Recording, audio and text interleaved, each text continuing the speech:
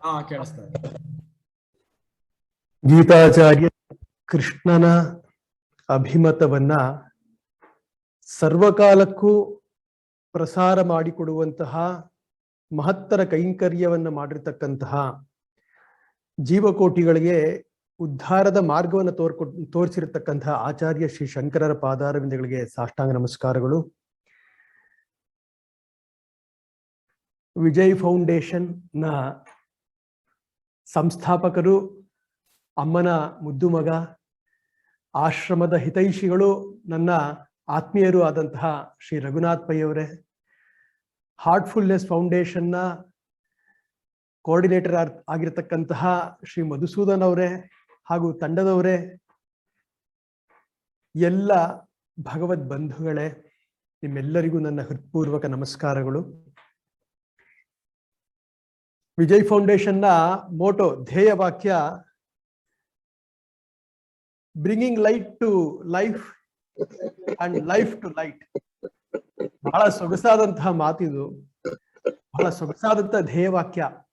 ಅದನ್ನೇ ಅವರು ಕಾರ್ಯರೂಪದಲ್ಲಿ ಬಹಳ ವರ್ಷಗಳಿಂದ ಬಲ್ಬುಗಳ ಮೂಲಕ ಇರಬಹುದು ಎಲ್ಲರ ಜೀವನದಲ್ಲಿ ಮನೆಗಳಲ್ಲಿ ಬೆಳಕನ್ನು ತಂದಿದ್ದಾರೆ. ಈಗ ಮನೆಗಳಲ್ಲಿ ಬೆಳಕನ್ನು ತರುವಂತಹ ಕೈಂಕರ್ಯವನ್ನ ಅವರು ಕೈಗೆ ತೆಗೆದುಕೊಂಡಿದ್ದಾರೆ. ಹೇಗೆ ಅಂದ್ರೆ, ಲೈಟ್ ಇನ್ ಲೈಫ್ ಅಂದ್ರೆ ಯಾವುದದು ಅಂದ್ರೆ ಅರಿವು. ಜೀವನವನ್ನ ಹೇಗೆ ನಡೆಸಬೇಕು, ಸಾರ್ಥಕ ಜೀವನವನ್ನ ಪ್ರಾಣಿ ಪಕ್ಷಿಗಳು ಕೂಡ ನಡೆಸ್ತವೆ, ಅದರಲ್ಲಿ ಏನು ಮಹತ್ತರವಾದಂತ ವಿಚಾರವೇನಿಲ್ಲ. ಆದರೆ ಸಾರ್ಥಕ ಜೀವನವನ್ನ, ಪರಿಪೂರ್ಣ ಜೀವನವನ್ನ, ಧನ್ಯ ಜೀವನವನ್ನ ನಡೆಸುವುದು ಹೇಗೆ ಅನ್ನುವುದು ಅರಿವಿನ ಮೂಲಕವೇ ಸಾಧ್ಯ. ಆ ಅರಿವನ್ನ ಜನರ ಮನಸ್ಸಿಗೆ ತಂದುಕೊಡುವಂತಹ ಕೈಂಕರ್ಯವನ್ನ ಶ್ರೀ ಪೈ ಅವರು ಹಾಗೂ ಹಾರ್ಟ್ಫುಲ್ ಫೌಂಡೇಶನ್ ಮಾಡ್ತಾ ಇದ್ದೀರಾ. ಬಹಳ ಸಂತೋಷ, ನಿಮಗೆ ಅಭಿನಂದನೆಗಳು. ಇನ್ನು ಈ ರೀತಿಯ ಕಾರ್ಯಕ್ರಮಗಳು ಹೆಚ್ಚು ಹೆಚ್ಚು ಮಾಡುವಂತಹ ಸಾಮರ್ಥ್ಯವನ್ನ ಭಗವಂತ ಕರುಣಿಸಲಿ ಅಂತ ಪ್ರಾರ್ಥನೆಯೊಂದಿಗೆ ಇಂದಿನ ಸತ್ಸಂಗದ ವಿಷಯ ಸರ್ವಕಾಲಕ್ಕೂ ಸರ್ವ ಜನರಿಗೂ ಅನ್ವಯಿಸುವಂತಹ ಭಗವದ್ಗೀತೆಯ ಶ್ಲೋಕ, ಒಂದು ಶ್ಲೋಕವನ್ನ ಇಂದು ವಿಚಾರವನ್ನ ಮಾಡೋದಕ್ಕೆ ತೆಗೆದುಕೊಂಡಿದ್ದೇವೆ. ಅದಕ್ಕೆ ಮುಂಚಿತವಾಗಿ ಭಗವದ್ಗೀತೆಯನ್ನ ಯಾವ ಭಾವದಲ್ಲಿ ನಾವು ಮನಗಾಣಬೇಕು, ಎದುರು ನೋಡಬೇಕು, ನಮ್ಮ ಜೀವನದಲ್ಲಿ ಹೇಗೆ ಅದನ್ನ ಅಳವಡಿಸ್ಕೊಳ್ಬೇಕು, ಎಷ್ಟು ಮಹತ್ವವನ್ನ ಅದಕ್ಕೆ ಕೊಡಬೇಕು ಅನ್ನೋದು ಒಂದು ಸಣ್ಣ ಕಥೆಯ ಮೂಲಕ, ನಿಜ ಸಂಗತಿಯ ಮೂಲಕ ಪ್ರಾರಂಭಿಸ್ತೇನೆ. ಪುರಿ ಜಗನ್ನಾಥ, ಅಲ್ಲಿ ಜಗನ್ನಾಥ ಪಂಡಿತ ಅಂತ ಒಬ್ಬ ಬಹಳ ದೊಡ್ಡ ವಿದ್ವಾಂಸ ಇದ್ದ 500-600 ವರ್ಷಗಳ ಹಿಂದೆ, ಬಹುಶಃ ಅಕ್ಬರನ ಸಮಯದಲ್ಲಿ ಇರಬೇಕು. ಒಂದು ಅಲ್ಲಿ ತಲತಲಾಂತರದಿಂದ ಜನಮಾನಸದಲ್ಲಿ ಈ ಕಥೆ ಪ್ರಸಾರವಾಗಿದೆ. ಅವನ ಮನೆಯಲ್ಲಿ ಬಡತನ, ಮಹಾವಿದ್ವಾಂಸ, ಅವನನ್ನ ಗೀತ ಪಂಡಿತ ಅಂತ ಕೂಡ ಕರೆಯೋದುಂಟು. ಜಗನ್ನಾಥ ಪಂಡಿತನನ್ನ ಕೃಷಿ ಉದ್ಯಮ, ಆದರೆ ಮಹಾನ್ ಪಂಡಿತ. ಅನೇಕ ಕೃತಿಗಳನ್ನ ಅವನು ಬರೆದಿದ್ದಾನೆ, ಅನೇಕ ಕವಿತೆಗಳನ್ನ, ಸ್ತುತಿಗಳನ್ನ ಕೃಷ್ಣನ ಕುರಿತು ಅವನು ರಚಿಸಿದ್ದ. ಮನೆಯಲ್ಲಿ ದಾರಿದ್ರ್ಯ, ಹೆಂಡತಿ ಜೊತೆಗೆ ಯಾವಾಗ್ಲೂ ಒಂದು ಜಗಳ. ಏನು ಅಂದ್ರೆ, ಅಷ್ಟಾಗಿ ಹಣ ಇಲ್ಲ, ಯಾವಾಗ್ಲೂ ಬರಿತಾ ಕೂತಿರ್ತಾನೆ, ಗೀತೆಯನ್ನ ಯಾವಾಗ್ಲೂ ಪಠಿಸ್ತಾ ಇರ್ತಾನೆ, ಉದ್ಧರಿಸಿ ಹೇಳ್ತಾ ಇರ್ತಾನೆ ಯಾವಾಗ್ಲೂ. ಹಾಗಾಗಿ ಅವನಿಗೆ ಗೀತ ಪಂಡಿತ ಅಂತ ಕೂಡ ಅಡ್ಡ ಹೆಸರು ಜನರು ಕರೀತಾ ಇದ್ದು. ಯಾವುದೇ ಕೇಳಲಿ, ಅವನು ಮನೆಯಲ್ಲಿ ಅಕ್ಕಿ ಮುಗಿದೋಗಿರ್ಲಿ, ಏನೇ ಆಗಿರ್ಲಿ, ಅವನು ಹೇಳ್ತಾ ಇದ್ದು ರಾಜವಿದ್ಯಾ ರಾಜಗುಹ್ಯ ಯೋಗ 7ನೇ ಅಧ್ಯಾಯದಲ್ಲಿ 22ನೇ ಶ್ಲೋಕ, ಅರಣ್ಯಾಸ್ ಚಿಂತಯಂತು ಮಾಂ ಯೇ ಜನಾಃ ಪರ್ಯುಪಾಸತೆ ತೇಷಾಂ ನಿತ್ಯಾಭಿಯುಕ್ತಾನಾಂ ಯೋಗಕ್ಷೇಮಂ ವಹಾಮ್ಯಹಂ ಅನ್ನುವ ಶ್ಲೋಕವನ್ನ, ಅನ್ನುವ ವಚನವನ್ನ ಭಗವಂತ ಕೊಟ್ಟಿದ್ದಾನೆ. ನೀನೇನು ಚಿಂತೆ ಮಾಡಬೇಡ, ನಮ್ದೆಲ್ಲ ಯೋಗಕ್ಷೇಮನ ಅವನು ನೋಡ್ಕೊಳ್ತಾನೆ ಅಂತ ಹೇಳ್ತಾ ಇದ್ದ. ಯಾವಾಗಲೂ ಕೂಡ ಹೆಂಡತಿಗೆ ಇದು ಕೇಳಿ ಕೇಳಿ ಬೇಸರವಾಗಿ ಹೋಗಿತ್ತು. ಯಾಕೆ, ಹೊಟ್ಟೆಗೆ ಹಿಟ್ಟಿಲ್ಲ, ಆದ್ರೆ ಇಷ್ಟು ಉದ್ದದ ಮಾತಾಡ್ತಾನೆ ಗಂಡ ಅಂತ ಹೇಳಿ. ಒಂದು ದಿವಸ ಇದೇ ರೀತಿ ಮಾತನಾಡಿದಾಗ ಅವಳಿಗೆ ತುಂಬಾ ಸಿಟ್ಟು ಬಂದುಬಿಡ್ತು. ಏನ್ ಮಾಡೋದು, ದರ ದರ ಓಡಿ ಹೋಗಿ ಆ ಭಗವದ್ಗೀತೆಯನ್ನ ತೆರೆದು, ಪುಸ್ತಕವನ್ನ ತೆರೆದು, ಯಾವ ಅಧ್ಯಾಯದಿಂದ ಈ ಉದ್ಧರಿಸಿ ಹೇಳಿದ್ದ ಈ ಶ್ಲೋಕವನ್ನ, ಈ ಯೋಗಕ್ಷೇಮಂ ವಹಾಮ್ಯಹಂ ಆ ಒಂದು ಶ್ಲೋಕ ಏನಿದೆ ಅದನ್ನ ಗೀಟ್ ಹಾಕಿ ಕಾಟ್ ಹಾಕಿ 3 ಸರ್ತಿ ಕಾಟ್ ಹಾಕಿಬಿಟ್ಲು ಜೋರಾಗಿ. ಹಾಕಿ ಚೆನ್ನಾಗಿ ಬೈದು ಹೊರಟು ಹೋದ್ಲು ಅಡಿಗೆ ಮನೆಗೆ. ನಿಮ್ಗೆ ಬೇಸರವಾಯಿತು, ಸರಿ ಏನಾದ್ರೂ ಮಾಡ್ಬೇಕಲ್ಲ ಅಂತ ಹೇಳಿ ಹೊರಗಡೆಗೆ ಹೋಗಿದ್ದಾನೆ. ಹೊರಗಡೆಗೆ ಹೋಗಿದ್ದ ಸಂದರ್ಭದಲ್ಲಿ ಊಟದ ವ್ಯವಸ್ಥೆ ಮಾಡಬೇಕು, ಅಲ್ಲಿ ಇಲ್ಲಿ ಸಾಲ ಕೇಳಿ ಬರೋಣ ಅಂತ. ಆ ಸಂದರ್ಭದಲ್ಲಿ ಏನಾಗಿದೆ, ಇಬ್ರು ಪುಟಾಣಿ ಬಾಲಕರು ಬಹಳ ಮುದ್ದಾಗಿದ್ದಾರೆ. ಒಬ್ಬ ಕಪ್ಪು ಬಣ್ಣ, ಒಬ್ಬ ಶ್ವೇತ ಬಣ್ಣ ಹುಡುಗ, ನೋಡಕ್ಕೆ ಬಹಳ ಮನಮೋಹಕ ರೂಪ. ಮನೆಗೆ ಬರ್ತಾರೆ, ಬೇಕಾದಷ್ಟು ಅಡುಗೆ ಪದಾರ್ಥಗಳನ್ನ, ಸಾಮಗ್ರಿಗಳನ್ನ ತಂದಿದ್ದಾರೆ. ಆ ಗೀತ ಪಂಡಿತ ಜಗನ್ನಾಥ ಪಂಡಿತನ ಹೆಂಡತಿಯನ್ನ ಕರೆದು, ಪಂಡಿತರು ಕಳಿಸಿದ್ದಾರೆ ನಿಮ್ಗೆ ಕೊಡಬೇಕು ಅಂತ, ತೆಗೆದುಕೊಳ್ಳಿ, ಎಲ್ಲಿ ಇಡಬೇಕು ಅಂತ ಹೇಳಿ ಮನೆಯ ಒಳಗಡೆ ಇಡ್ತಾರೆ. ಎಲ್ಲ ಅಡುಗೆ ಮನೆಯಲ್ಲಿ ತುಂಬಿಸಿಬಿಡ್ತಾರೆ. ಅವಳಿಗೆ ಇಲ್ಲಿಲ್ಲದ ಸಂತೋಷ ಆಗ್ಬಿಡತ್ತೆ. ಅಯ್ಯೋ ಹೋಗಿ ಹೋಗಿ ನನ್ನ ಗಂಡನ್ನ ಬೈದು ಬಿಟ್ನಲ್ಲ ವೃಥ, ಪಾಪ ಎಷ್ಟು ಕಷ್ಟಪಟ್ಟಿದ್ದಾನೆ, ಎಲ್ಲಿಂದನೋ ಹೊಂದಿಸಿ ಕಳಿಸಿದಾನಲ್ಲ ಅಂತ ಹೇಳಿ ಆ ಹುಡುಗರಿಗೆ ಹೇಳ್ತಾಳೆ, ಬಹಳ ಸುಸ್ತಾಗಿ ಬಂದಿದ್ದೀರಾಪ, ಬೆವ್ತು ಹೋಗ್ಬಿಟ್ಟಿದ್ರೆ, ಇಷ್ಟು ಭಾರ ಹೊತ್ಕೊಂಡು ಬಂದಿರಾ ಈ ಪುಟಾಣಿ ವಯಸ್ಸಲ್ಲಿ, ಸ್ವಲ್ಪ ಇರಿ ಅಡಿಗೆ ಮಾಡಿ ನಿಮ್ಗೆ ಬಡಿಸ್ತೀನಿ ಅಂತ. ಅವಾಗ ಅದರಲ್ಲಿ ಕಪ್ಪುಗಿರೋ ಹುಡುಗ, ಶ್ಯಾಮವರ್ಣದ ಹುಡುಗ ಹೇಳ್ತಾನೆ, ಅಮ್ಮ ನೀನ್ ಏನೇ ಅಡಿಗೆ ಬಡಿಸಿ ಹಾಕಿದ್ರು ನಾನು ತಿನ್ನುವ ಪರಿಸ್ಥಿತಿಯಲ್ಲಿಲ್ಲ. ಯಾಕೆ ಅಂದ್ರೆ ನಿನ್ನ ಗಂಡ ನನ್ನ ನಾಲ್ಗೆ ಮೇಲೆ 3 ಬರೆ ಹಾಕಿಬಿಟ್ಟಿದ್ದಾನೆ ನೋಡು ಅಂತ ಹೇಳಿ ನಾಲ್ಗೆನ ತೆಗೆದು ತೋರಿಸ್ತಾನೆ. 3 ಗೀಟ್ ಹಾಕಿರತ್ತಲ್ಲಿ. ಅಯ್ಯೋ ಪಾಪ ಅಂತ ಹೇಳಿ ಬಹಳ ಬೇಸರ ಮಾಡಿಕೊಂಡು, ಏನೇ ಆಗಲಿ ಸ್ವಲ್ಪ ಪಾನೀಯ ಆದ್ರೂ ಮಾಡ್ಕೊಡ್ತೀನಿ ಕೂತ್ಕೋ ಅಂತ ಹೇಳಿ ಒಳಗಡೆಗೆ ಹೋಗ್ತಾಳೆ. ಅಷ್ಟೊತ್ತಿಗೆ ಗಂಡ ಬರ್ತಾನೆ. ಗಂಡ ಬಂದಾಗ ಗಂಡನಿಗೆ ಚೆನ್ನಾಗಿ ಬೈತಾಳೆ, ಏನ್ರಿ ನಿಮ್ಗೆ ಇಷ್ಟು ಕಠೋರ ಹೃದಯ, ನೀವು ಒಂದು ಪುಟ್ಟ ಬಾಲಕನ ನಾಲ್ಗೆ ಮೇಲೆ ಈ ತರ 3 ಗೀಟ್ ಹಾಕ್ಬಿಟ್ಟಿದ್ದೀರಲ್ಲ. ನಾನೆಲ್ಲಿ ಹಾಕಿದ್ದೇನೆ, ನಾನು ಖಾಲಿ ಕೈಯಲ್ಲಿ ಬಂದಿದ್ದೇನೆ, ಹೊರಗಡೆಗೆ ಹೋದೆ, ಯಾರು ಸಾಲ ಕೊಡ್ಲಿಲ್ಲ. ಅಡಿಗೆ ಮನೆಯಲ್ಲಿ ನೋಡ್ತಾನೆ ಎಲ್ಲ ತುಂಬಿದೆ.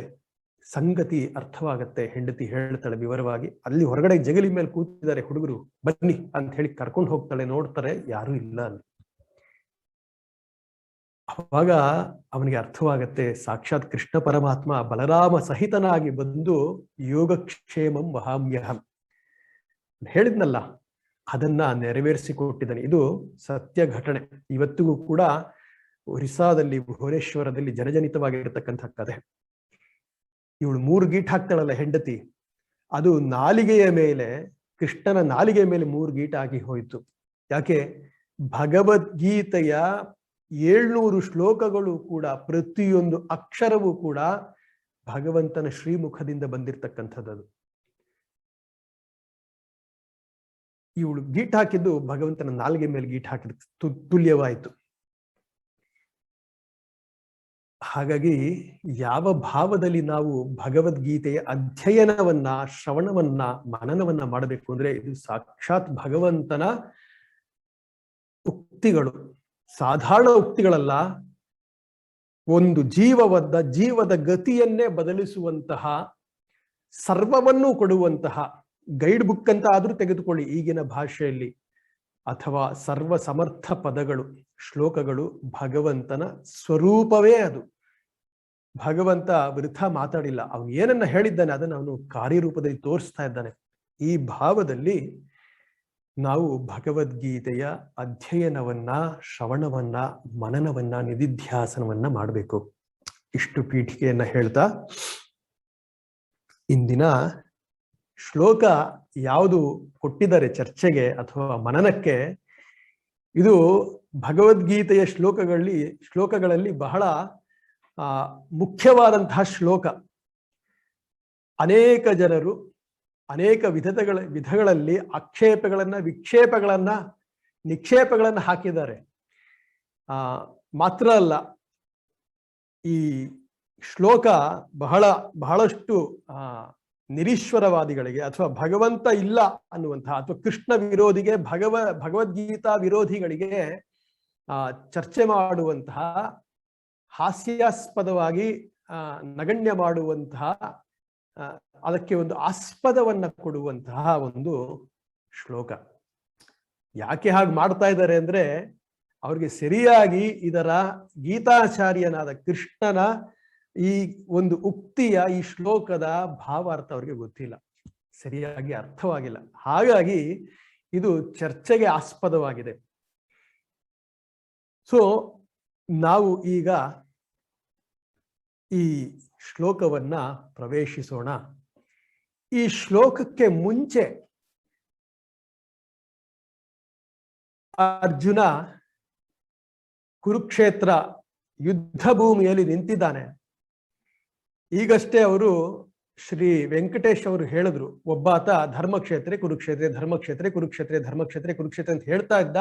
ಹೇಳ್ತಾ ಅದು ಕ್ಷೇತ್ರೇ ಕ್ಷೇತ್ರೇ ತತ್ತದ್ ಧರ್ಮಂ ಕುರು ಅಂತ ಬಂತು ಅಂತ. ಅದು ಸತ್ಯ ಕೂಡ. ಅರ್ಜುನ ಕ್ಷತ್ರಿಯ ಧರ್ಮ ರಾಜ್ಯ ಸಂರಕ್ಷಣೆ, ರಾಜ್ಯದ ಜನರ ಸಂರಕ್ಷಣೆ, ಧರ್ಮ ಸ್ಥಾಪನೆ, ಧರ್ಮ ರಕ್ಷಣೆ. ಮೋಹ ಪರವಶನಾಗಿ ಕರ್ಮಭೀರುವಾಗಿ ತನ್ನ ಧರ್ಮವಾದಂತಹ ಕ್ಷತ್ರಿಯ ಧರ್ಮದಿಂದ ವಿಮುಖನಾಗುವುದಕ್ಕೆ, ಸನ್ಯಾಸವನ್ನ ಸ್ವೀಕರಿಸೋದಕ್ಕೆ, ರಜಸ್ಸಿಂದ ತುಂಬಿರ್ತಕ್ಕಂಥ ಅರ್ಜುನ, ರಜಸ್ಸಿಂದ ಅವನು he was bubbling with rajasic energy, rajasic ಗುಣ. ಅವನು ಕೃಷ್ಣನಿಗೆ ಹೇಳ್ತಾನೆ ಮೋಹ ಪರವಶನಾಗಿ, ಇವರೆಲ್ಲ ನನ್ನವರೇನೆ, ದಾಯಾದಿಗಳೇ, ನನ್ನನ್ನು ಬೆಳೆಸಿದವರು, ಭೀಷ್ಮ ಇದ್ದಾನೆ, ದ್ರೋಣ ನನ್ನ ಗುರುಗಳು, ಕೃಪಾಚಾರ್ಯರಿದ್ದಾರೆ, ನನ್ನ ಸಹೋದರರೇ, ಕಸಿನ್ಸೆ, ಇವನ್ನೆಲ್ಲ ನಾನು ಕೊಂದು ಆ ರಾಜ್ಯ ನನಗೆ ಬೇಡ, ಆ ಒಂದು ಪಾಪ ಭಾರ ನನಗೆ ಬೇಡ ಅಂತ. ಅದಕ್ಕೆ ಕೃಷ್ಣ ಹೇಳ್ತಾನೆ, ಅರ್ಜುನ, ನೀನ್ ಸನ್ಯಾಸ ತೆಗೆದುಕೊಂಡ್ರು ಕೂಡ ನೀನ್ ಕಾಡಿನಲ್ಲಿ, ಈ ರಾಜ್ಯವನ್ನ ಬಿಟ್ಟು, ನಾಡನ್ನ ಬಿಟ್ಟು ನೀನ್ ಕಾಡಿನಲ್ಲಿ ಸನ್ಯಾಸಿಯಾಗಿ ಕೂತ್ಕೊಂಡ್ರು ಕೂಡ ನೀನ್ ಸುಮ್ಮನೆ ಕೂತ್ಕೊಳ್ಳೋದಿಲ್ಲ ಅಲ್ಲಿ. ಯಾಕಂದ್ರೆ ನಿನ್ನಲ್ಲಿ ರಜಸ್ಸು ಪೂರ್ಣವಾಗಿ ತುಂಬಿದೆ. ರಜಸ್ಸು ನೀನು ಅಲ್ಲಿ ಕೂತ್ಕೊಂಡ್ರು ಕೂಡ ನೀನ್ ಏನ ಕರ್ಮದಲ್ಲಿ ನಿರತನಾಗಿರ್ತೀಯ. ನೀನು ಸನ್ಯಾಸಕ್ಕೆ ಸಿದ್ಧನಾಗಿಲ್ಲ, ಆ ಸಿದ್ಧತೆ ನಿನ್ನಲ್ಲಿ ಇನ್ನೂ ಆಗಿಲ್ಲ.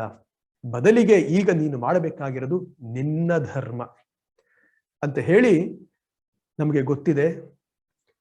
ಕೃಷ್ಣ ಭಗವದ್ಗೀತೆಯ ಬೋಧನೆಯನ್ನ ಮಾಡ್ತಾನೆ, ವಿಶ್ವರೂಪ ದರ್ಶನವನ್ನ ತೋರಿಸಿಕೊಡ್ತಾನೆ. ಈ 700 ಶ್ಲೋಕಗಳು ಮಹಾಭಾರತದ ಮಧ್ಯದಲ್ಲಿ ಭೀಷ್ಮ ಪರ್ವದಲ್ಲಿ ಬರ್ತದೆ. ಈ ಸಂದರ್ಭದಲ್ಲಿ ಈ ಶ್ಲೋಕ 46ನೇ ಶ್ಲೋಕ, 47ನೇ ಶ್ಲೋಕ ಸಾಂಖ್ಯಯೋಗ. ಇಂದಿನ ಶ್ಲೋಕ 2ನೇ ಅಧ್ಯಾಯ, ಮೊದಲನೇದು ಅರ್ಜುನ ವಿಷಾದ ಯೋಗ. ಹೇಗೆ ವಿಷಾದವೂ ಕೂಡ ಯೋಗವಾಗುತ್ತೆ ಅನ್ನೋದನ್ನ ಅಲ್ಲಿ ಹೇಳಲಾಗಿದೆ. ನಂತರ ಅರ್ಜುನನ ಸಂಶಯಗಳ ನಿವಾರಣೆಯನ್ನ ಪ್ರಾರಂಭಿಸ್ತಾನೆ. ನಮ್ಮ ಸನಾತನ ಧರ್ಮದಲ್ಲಿ ಗುರು ಶಿಷ್ಯ ಪರಂಪರೆ ಇದೆ. ಕೃಷ್ಣ ಗುರುವಾಗ್ತಾನೆ, ಜಗದ್ಗುರುವಾಗ್ತಾನೆ. ಅರ್ಜುನ, ನಾವೆಲ್ಲರೂ ಕೂಡ ಅರ್ಜುನನ ಮನಸ್ಥಿತಿಯನ್ನು ಹೊಂದಿರತಕ್ಕಂಥವ್ರು. ಅರ್ಜುನನಿಗೆ ಗುರುವಾಗಿ ಅವನ ಚೋದ್ಯಗಳಿಗೆ, ಪ್ರಶ್ನೆಗಳಿಗೆ ಉತ್ತರಿಸ್ತಾ ಹೋಗ್ತಾನೆ.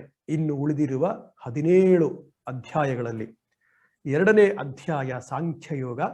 ಸಾಂಖ್ಯಯೋಗದಲ್ಲಿ 47ನೇ ಶ್ಲೋಕ ಇಂದಿನ ಚರ್ಚಾ ವಿಷಯ. ಈ ಹಿಂದೆ, ಈ 47 ಶ್ಲೋಕಗಳ ಹಿಂದಿನ 20 ಶ್ಲೋಕಗಳಲ್ಲಿ ಕೃಷ್ಣ ಆತ್ಮಜ್ಞಾನಿಯ, ಬ್ರಹ್ಮಜ್ಞಾನಿಯ ಆನಂದವನ್ನ, ಸ್ಥಿತಿಯನ್ನ, ಅದರ ಮಹತ್ವವನ್ನ ವರ್ಣಿಸ್ತಾನೆ.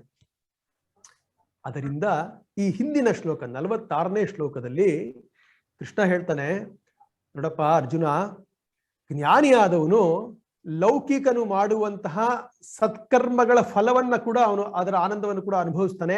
ಆದರೆ ಯಾರು ಜ್ಞಾನಿ ಅಲ್ಲವೋ,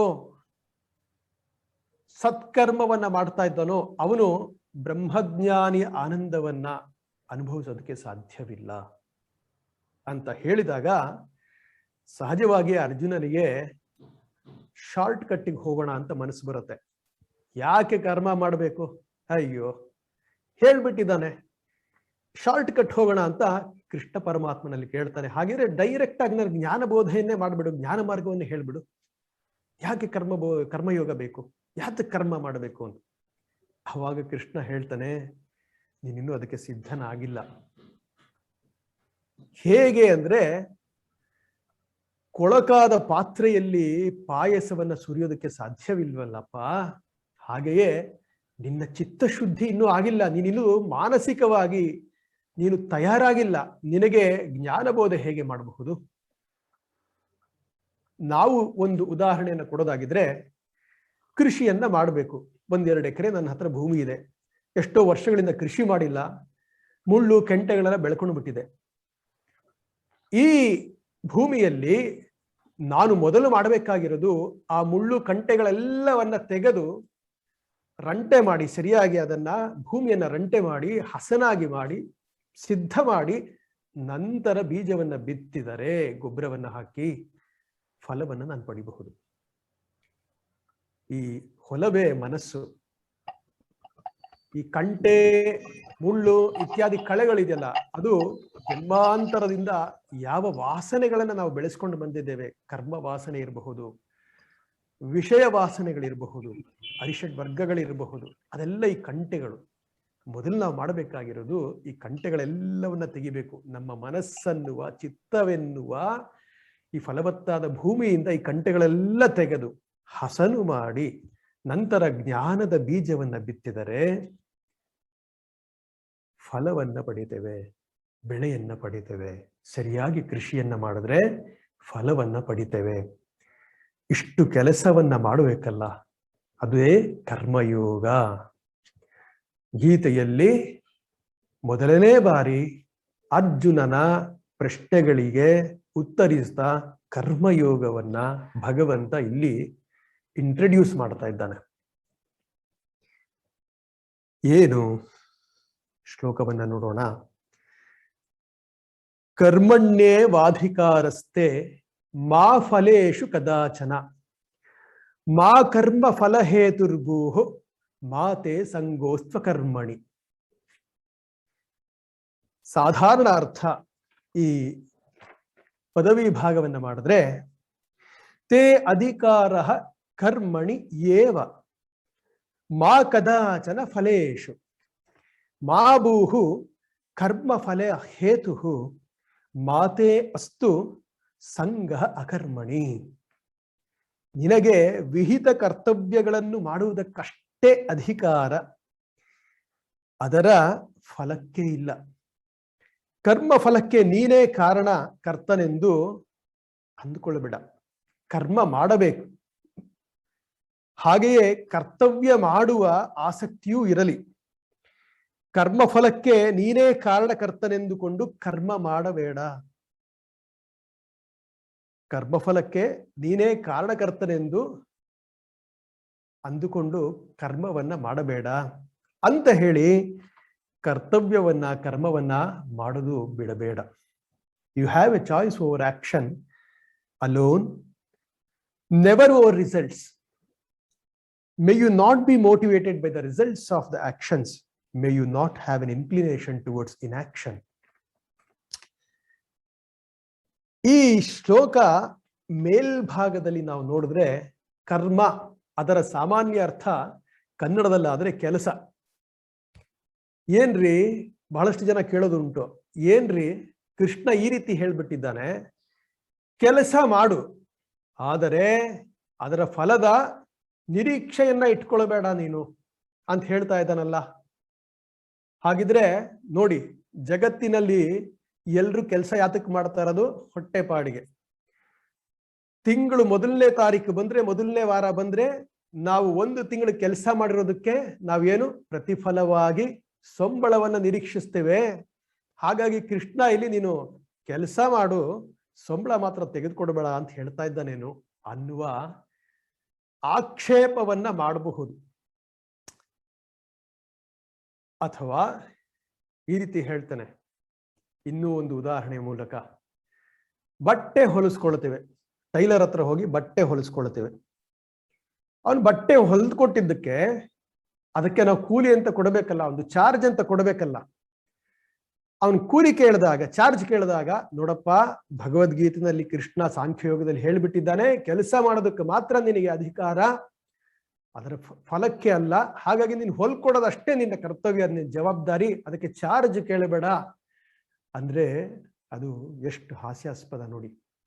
ಇಲ್ಲಿ ಆ ರೀತಿ ಪ್ರಶ್ನಿಸುವವ್ರಿಗೆ ಒಂದನ್ನೇ ಹೇಳೋದು, ಗೀತಾಚಾರ್ಯ ಯಾವ ಅರ್ಥದಲ್ಲಿ ಕರ್ಮ ಅಲ್ಲಿ ಹೇಳಿದ್ದಾನೆ ಅದು ಅವರಿಗೆ ಅರ್ಥವಾಗಿಲ್ಲ. ಹಾಗಿದ್ರೆ ಗೀತಾಚಾರ್ಯ ಇಲ್ಲಿ ಹೇಳ್ತಾ ಇರೋದೇನು? ಕರ್ಮ ಅಂದ್ರೆ ಏನು? ಯಾವುದು ಮನಸ್ಸಿಗೆ ಸಂಸ್ಕಾರವನ್ನ ಉಂಟು ಮಾಡ್ತದೋ, ಮನಃಶುದ್ಧಿಯನ್ನ ಉಂಟು ಮಾಡ್ತದೋ ಅದು ಕರ್ಮ. ಇಲ್ಲಿ ಹೇಳ್ತಾ ಇರೋದು ಅರ್ಥ ಏನು? ಕರ್ಮದ ಅರ್ಥ ಗೀತಾಚಾರ್ಯ ಕೃಷ್ಣ ಇಲ್ಲಿ ಕರ್ಮದ ಶಬ್ದದ ಅರ್ಥ ಏನು ಹೇಳ್ತಾ ಇದ್ದಾನೆ? ಯಾವ ಕ್ರಿಯೆಯು ನೀನು ಮಾಡೋದ್ರಿಂದಾಗಿ ನಿನ್ನಲ್ಲಿ ಸಂಸ್ಕಾರ ಉಂಟಾಗ್ತದೋ, ಮನಃಶುದ್ಧಿ ಉಂಟಾಗ್ತದೋ ಅದು ಕರ್ಮ. ಅಂತಹ ಕರ್ಮಗಳನ್ನ ನೀನು ಮಾಡಿದಾಗ ಅದರ ಫಲವನ್ನ ನೀನು ನಿರೀಕ್ಷಿಸಬೇಡ ಅನ್ನುವ ಅರ್ಥ ಇಲ್ಲಿ. ಶಂಕರಾಚಾರ್ಯರು ಅವರ ಭಾಷ್ಯದಲ್ಲಿ ಈ ಶ್ಲೋಕಕ್ಕೆ ಬಹಳ ವಿಸ್ತಾರವಾದಂತಹ ಭಾಷ್ಯವನ್ನ ಬರೆದಿದ್ದಾರೆ. ಅನೇಕ ವಿಷಯಗಳನ್ನ ಇಲ್ಲಿ ಚರ್ಚೆ ಮಾಡಿದ್ದಾರೆ.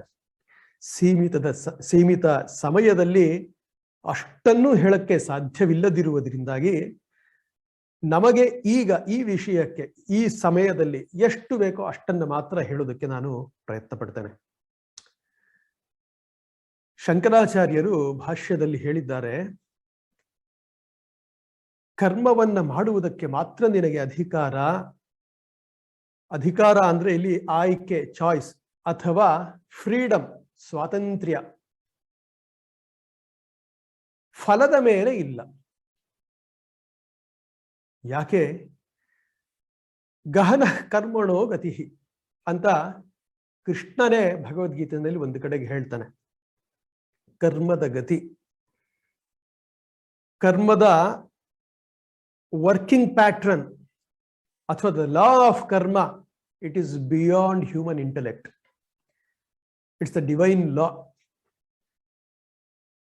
ಅದು ಯಾವ ರೀತಿ ಕರ್ಮದ ನಂತರ ಒಂದು ಜೀವಿಯ ಮೇಲೆ ಕರ್ಮ ಮತ್ತು ಕರ್ಮ ಫಲದ ಮಧ್ಯೆ ಈ ಕರ್ಮಗತಿ ಯಾವ ರೀತಿ ಕೆಲಸ ಮಾಡುತ್ತೆ ಅನ್ನೋದು ಮನುಷ್ಯ ಮಾತ್ರರಿಗೆ ಅಥವಾ ಜೀವಿಗಳಿಗೆ ಅವರ ಬುದ್ಧಿಗೆ ನಿಲುಕದ ವಿಷಯ ಅಂತ ಕೃಷ್ಣ ಹೇಳಿದಾನೆ. ಖಂಡಿತವಾಗಿ ಕರ್ಮ ಸಿದ್ಧಾಂತ ಏನ್ ಹೇಳುತ್ತೆ? ಯಾವುದೇ ಕರ್ಮವನ್ನ ಯಾವುದೇ ಭಾವದಲ್ಲಿ ನೀವು ಮಾಡಿ ಅದಕ್ಕೆ ಫಲ ಖಂಡಿತ ನಿಶ್ಚಿತವಾಗಿ ಸಿಕ್ಕೇ ಸಿಗುತ್ತೆ. ಇಷ್ಟ ಇದೆಯೋ ಇಷ್ಟವಿಲ್ಲವೋ, ನನ್ನ ಕೆಲಸವನ್ನ ಬೇರೆಯವ್ರಿಗೆ ಕೊಡ್ತೀನೋ ಅಥವಾ ಅರ್ಧ ಮನಸ್ಸಿನಿಂದ ಮಾಡ್ತೀನೋ, half heartedly or whole heartedly, whatever actions I do, definitely there is a result for it. ಅರ್ಧ ಮನಸ್ಕನಾಗಿರಬಹುದು, ಪೂರ್ಣ ಮನಸ್ಕನಾಗಿರಬಹುದು, ಅಥವಾ I may entrust my responsibilities to others also.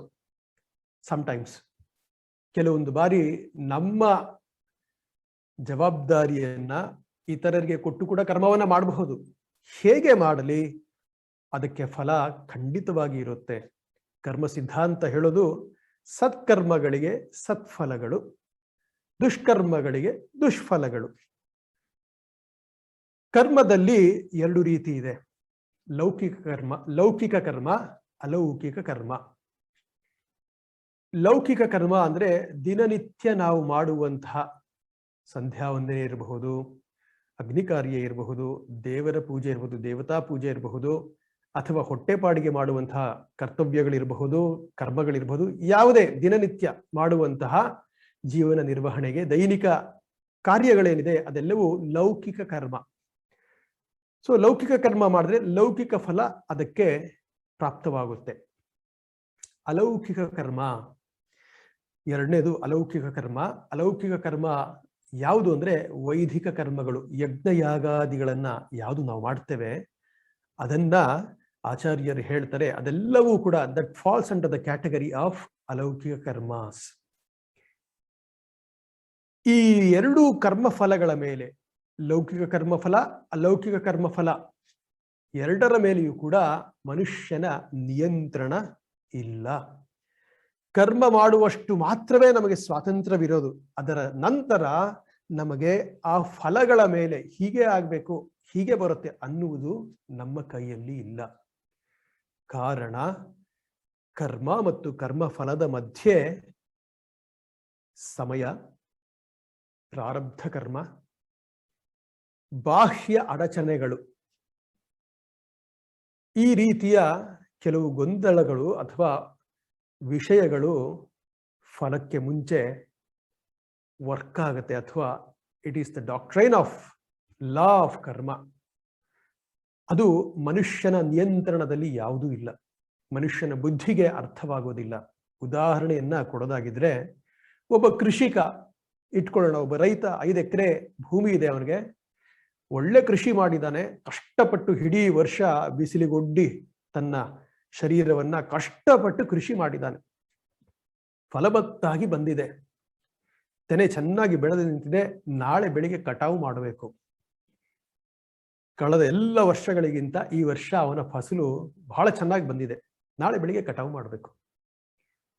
ರಾತ್ರಿ ಧಾರಾಕಾರವಾಗಿ ಮಳೆ ಬಂದು, ಪ್ರವಾಹ ಬಂದು, ಫ್ಲಾಶ್ ಫ್ಲಡ್ ಬಂದು ಆ ಕೃಷಿ ಎಲ್ಲವೂ ಕೂಡ ನಾಶವಾಗಿ ಹೋಗಬಹುದು. ಅಥವಾ ಆನೆಯೋ ಹಂದಿಗಳೋ ಇನ್ಯಾವುದೋ ಬಂದು ಆ ಎಲ್ಲ ಬೆಳೆಯನ್ನು ನಾಶ ಮಾಡಿಬಿಡಬಹುದು. ಮಳೆಯೋ ಅಥವಾ ಇನ್ನಿತರ ಪ್ರಾಕೃತಿಕ ವಿಕೋಪಗಳು ಅದು ಮನುಷ್ಯನ ನಿಯಂತ್ರಣದಲ್ಲಿ ಇದೆಯೋ? ಇಲ್ಲ. ಅಥವಾ ಈ ಪ್ರಾಣಿಗಳು ಬರೋದು ಇತ್ಯಾದಿಗಳು ಅದು ಅವನ ನಿಯಂತ್ರಣದಲ್ಲಿದೆಯೋ? ಇಲ್ಲ. ಕರ್ಮವನ್ನ ಮಾಡಿದ್ದಾನೆ, ಫಸಲು ಬಂದಿದೆ, ಆ ಕರ್ಮಫಲವನ್ನು ಅನುಭವಿಸುವುದು ಯಥಾವತ್ತಾಗಿ ನಾನು ಅಂದುಕೊಂಡಂತೆಯೇ ಇರೋದಕ್ಕೆ ಸಾಧ್ಯವಿಲ್ಲ. ಏನು, ಯಾವ ರೀತಿ ಹೇಳಬಹುದು? ಇನ್ನೊಂದು ಉದಾಹರಣೆಯನ್ನು ಕೊಡೋದಾಗಿದ್ರೆ, ನಾನು ಬೆಳಿಗ್ಗೆಯಿಂದ ಸಂಜೆ ತನಕ ಪೂಜೆ ಮಾಡಿದ್ದೇನೆ, ಇಷ್ಟು ಜಪ ಇಷ್ಟು ಧ್ಯಾನ ಮಾಡಿದೆ, ಹಾಗಾಗಿ ನನಗೆ ಇದೇ ಫಲ ಸಿಗಬೇಕು ಅಂತ ಹೇಳುವುದಕ್ಕೆ ನನಗೆ ಅಧಿಕಾರವಿಲ್ಲ. ಸಿಕ್ಕಬಹುದು, ಸಿಗದೇ ಇರಬಹುದು. ಇನ್ನೂ ಒಂದು ಹೇಳ್ತೇನೆ. ಉದಾಹರಣೆ ಕೊಡೋದಾಗಿದ್ರೆ, ಕಾಫಿ ಕುಡಿಬೇಕು ಅನಿಸ್ತು ಮನೆಯಲ್ಲಿ, ಕಾಫಿಗೆಲ್ಲ ರೆಡಿ ಮಾಡ್ಕೊಂಡ್ವಿ, ಕಾಫಿ ಪುಡಿ ಡಬ್ಬ ತೆಗೆದು ನೋಡ್ತೇವೆ, ನೋಡಿದಾಗ ಅದರಲ್ಲಿ ಕಾಫಿ ಪುಡಿ ಇಲ್ಲ. ಮನೆಯಲ್ಲಿ ಇರೋ ಹುಡುಗನಿಗೆ ಕರೆದುಬಿಟ್ಟು, ನೋಡಪ್ಪ ಕಾಫಿ ಪುಡಿ ತಗೊಂಡ್ ಬಾ ಅಂತ ಹೇಳಿ ಅವನಿಗೆ ಕಾಸು ಕೊಡ್ತೇವೆ. ಹೋಗ್ತಾನೆ, ವಾಪಸ್ ಬರ್ತಾನೆ, ಬಂದು ಹೇಳ್ತಾನೆ, 2-3 ಅಂಗಡಿಗೆಲ್ಲ ಹೋದೆ, ಮನೆ ಹತ್ರ ಇರೋ ಅಂಗಡಿ ಎಲ್ಲೂ ಕಾಫಿ ಪುಡಿ ಇಲ್ಲ ಅಂತ. ಇವಾಗ ನಿರಾಶೆ ಯಾರಿಗೆ ಆಯ್ತು? ಆ ಹುಡುಗನಿಗೋ, ಕಾಫಿ ಕುಡಿಬೇಕು ಅಂತ ನಿಮಗೋ? ಅದೇ ರೀತಿ ಇಲ್ಲಿ ಆಚಾರ್ಯರು ಹೇಳಿರ್ತಕ್ಕಂಥದ್ದು, ಕೃಷ್ಣ ಗೀತಾಚಾರ್ಯ ಏನ್ ಹೇಳ್ತಾ ಇದ್ದಾನೆ? ಕರ್ಮವನ್ನ ಮಾಡುವುದಕ್ಕೆ ನಿನಗೆ ಸ್ವಾತಂತ್ರ್ಯವಿದೆ, ಫಲದ ಮೇಲೆ ಇಲ್ಲ. ಕಾರಣ ಗಹನ ಕರ್ಮಣೋ ಗತಿ. ಮತ್ತೊಮ್ಮೆ ನಾನು ಕ್ಲಿಯರ್ ಮಾಡಿಬಿಡ್ತೇನೆ, ಈಗ ಸ್ವಲ್ಪ ಜನ ಸೇರಿದ್ದೀರಾ. ಇದು ಬಹಳ ಗೊಂದಲವನ್ನ ಉಂಟು ಮಾಡುವಂತಹ ಶ್ಲೋಕ. ಎಷ್ಟೋ ಜನ ಕರ್ಮ ಅಂದ್ರೆ ಕೆಲಸ ಅನ್ಕೊಂಡಿದ್ದಾರೆ. ಒಂದು ಆಕ್ಷೇಪ ಕೂಡ ಇರಬಹುದು, ನಾವು ಕೆಲಸ ಮಾಡೋದೇ ಸಂಬಳಕ್ಕಾಗಿ, ಹಾಗಾಗಿ ಕೃಷ್ಣ ಆತರ ಹೇಳಿದ್ನ ಅಂತ. ಇಲ್ಲಿ ಕರ್ಮ ಅಂದರೆ ಯಾವುದು ಮನಸ್ಸಿಗೆ ಸಂಸ್ಕಾರವನ್ನ ಕೊಡುತ್ತೋ, ಯಾವುದು ಮನಃಶುದ್ಧಿಯನ್ನ ಉಂಟು ಮಾಡುತ್ತೋ ಅದು ಕರ್ಮ ಅಂತ ಇಲ್ಲಿ ಕೃಷ್ಣನ ಅರ್ಥ. ಸೊ ಅಂಥ ಒಂದು ಕರ್ಮಗಳನ್ನ ನಾವು ಮಾಡೋದಕ್ಕಷ್ಟೇ ನಮ್ಮ ಅಧಿಕಾರ ಇರೋದು. ಅದರಿಂದ ಇದೇ ರೀತಿಯ ಫಲ ಬರಬೇಕು, ಹೀಗೆ ಬರಬೇಕು ಅನ್ನುವ ಅಧಿಕಾರವೋ ಅಥವಾ ನಿರ್ಬಂಧನೆಯೋ ನಮ್ಮ ಕೈಯಲ್ಲಿ ಇಲ್ಲ. ಅದು ಭಗವದಿಚ್ಛೆಯಲ್ಲಿದೆ. ಅದಕ್ಕೆ ಅನೇಕ ಸಂಗತಿಗಳು ಕಾರಣವಾಗಿರುತ್ತೆ.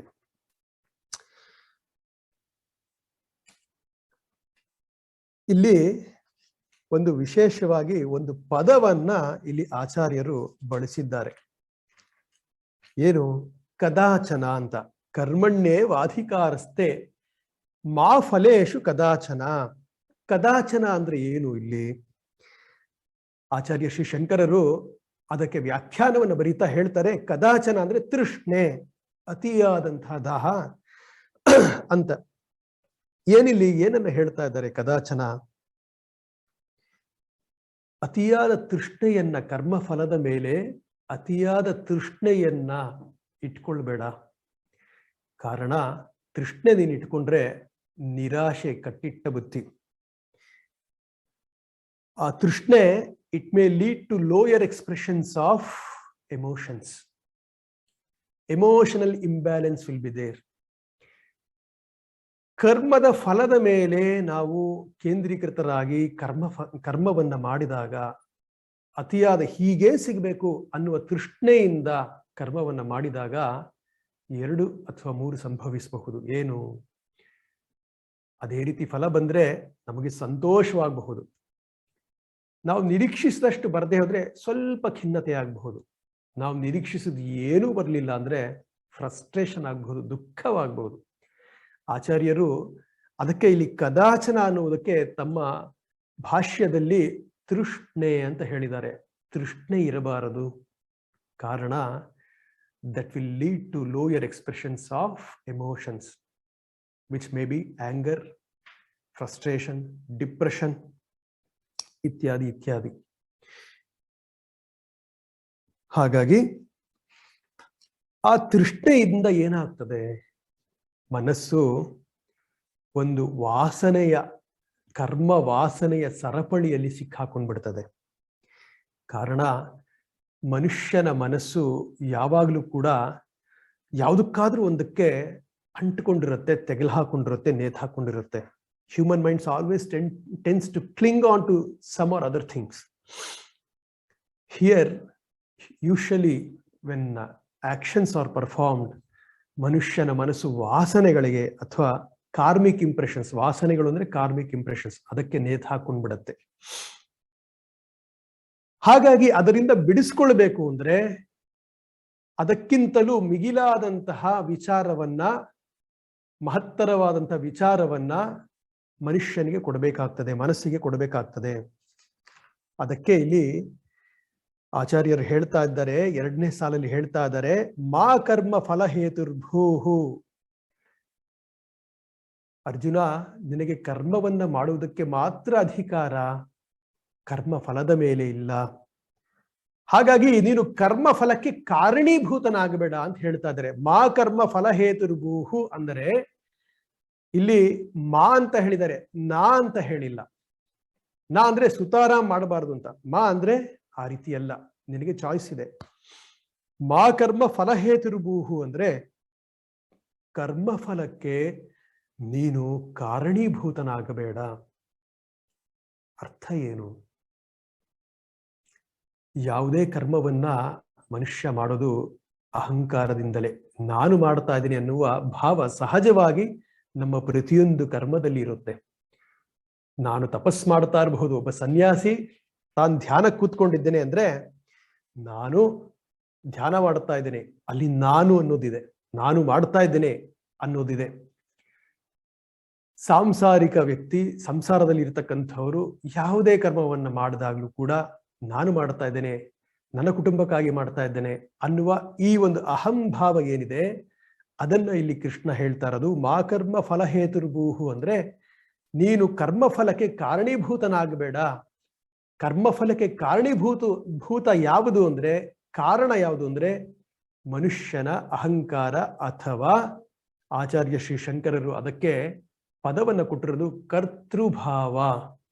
ನಾನು ಮಾಡ್ತಾ ಇದ್ದೇನೆ, ಕರ್ತೃಭಾವ. ಈ ಕರ್ತೃಭಾವದಿಂದ ಹೇಗೆ ಬಿಡಿಸ್ಕೊಳ್ಳೋದು ಅಂತ ಸಹಜವಾಗಿಯೇ ಬರುವಂತಹ ಪ್ರಶ್ನೆ. ಕಾರಣ ಮನುಷ್ಯ ಯಾವುದೇ ಕರ್ಮವನ್ನ ಮಾಡಿದ್ರಿ ಅವನಿಗೆ ಈ ಅಹಂಭಾವ ಇದ್ದೇ ಇರುತ್ತೆ. ಅಹಂಭಾವವಿಲ್ಲದೆ ಮಾಡುವುದು ಬಹಳ ಕಷ್ಟ. ಹಾಗಾಗಿ ಅದಕ್ಕೆ ಉಪಾಯವೇನು? ನಾನು ಮಾಡ್ತಾ ಇದ್ದೇನೆ ಅನ್ನುವ ಈ ಭಾವದಿಂದ, ಈ ಕರ್ತೃತ್ವ ಭಾವದಿಂದ ವಿಮೋಚನೆ ಹೇಗೆ ಅಂತ ಕೇಳಿದ್ರೆ ಆಚಾರ್ಯರು ಹೇಳ್ತಾರೆ, ಭಗವತ್ ಸ್ಮರಣೆ, ಗುರುಸ್ಮರಣೆ. ಭಗವತ್ ಸ್ಮರಣೆಯಿಂದ ಮಾಡುವ ಯಾವುದೇ ಕರ್ಮವಾಗಿರಬಹುದು, ಅದು ಕರ್ಮಯೋಗವಾಗುತ್ತೆ. ಈ ವಿಚಾರವನ್ನು ನಾನು ಮುಂಚೆನೆ ಹೇಳಬೇಕಾಗಿತ್ತು. ಪ್ರಥಮ ಬಾರಿ ಭಗವದ್ಗೀತೆಯಲ್ಲಿ ಕರ್ಮಯೋಗದ ಕುರಿತನ್ನ ಹೇಳ್ತಾ ಇದ್ದಾರೆ ಕೃಷ್ಣ.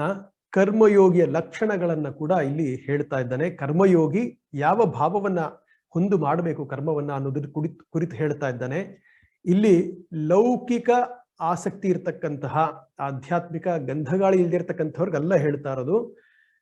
ಕರ್ಮಯೋಗಿಗೆ ಕೃಷ್ಣ ಹೇಳ್ತಾ ಇದ್ದಾನೆ, ಕರ್ತೃತ್ವ ಭಾವ ವಿಮೋಚನೆ ಹೇಗಾಗುತ್ತೆ ಅಂದ್ರೆ ಭಗವತ್ ಸ್ಮರಣೆ, ಗುರು ಸ್ಮರಣೆ. ಇದರಿಂದ ನೀನು ಕರ್ತೃತ್ವ ಭಾವ ವಿಮೋಚನೆಯನ್ನ ಹೊಂದಬಹುದು, ನೀನು ಕರ್ಮವನ್ನ ಮಾಡೋದಕ್ಕೆ ಸಾಧ್ಯವಾಗುತ್ತೆ ಅಂತ ಕೃಷ್ಣ ಹೇಳ್ತಾ ಇದ್ದಾನೆ. ಕಾರಣ ಯಾವುದೇ ಕರ್ಮವಾಗಲಿ ಒಂದೋ ಹಲವು ಕರ್ಮ ಫಲಗಳ ಉತ್ಪನ್ನವನ್ನ ಮಾಡೋದಕ್ಕೆ ಸಾಧ್ಯವಾಗುತ್ತೆ.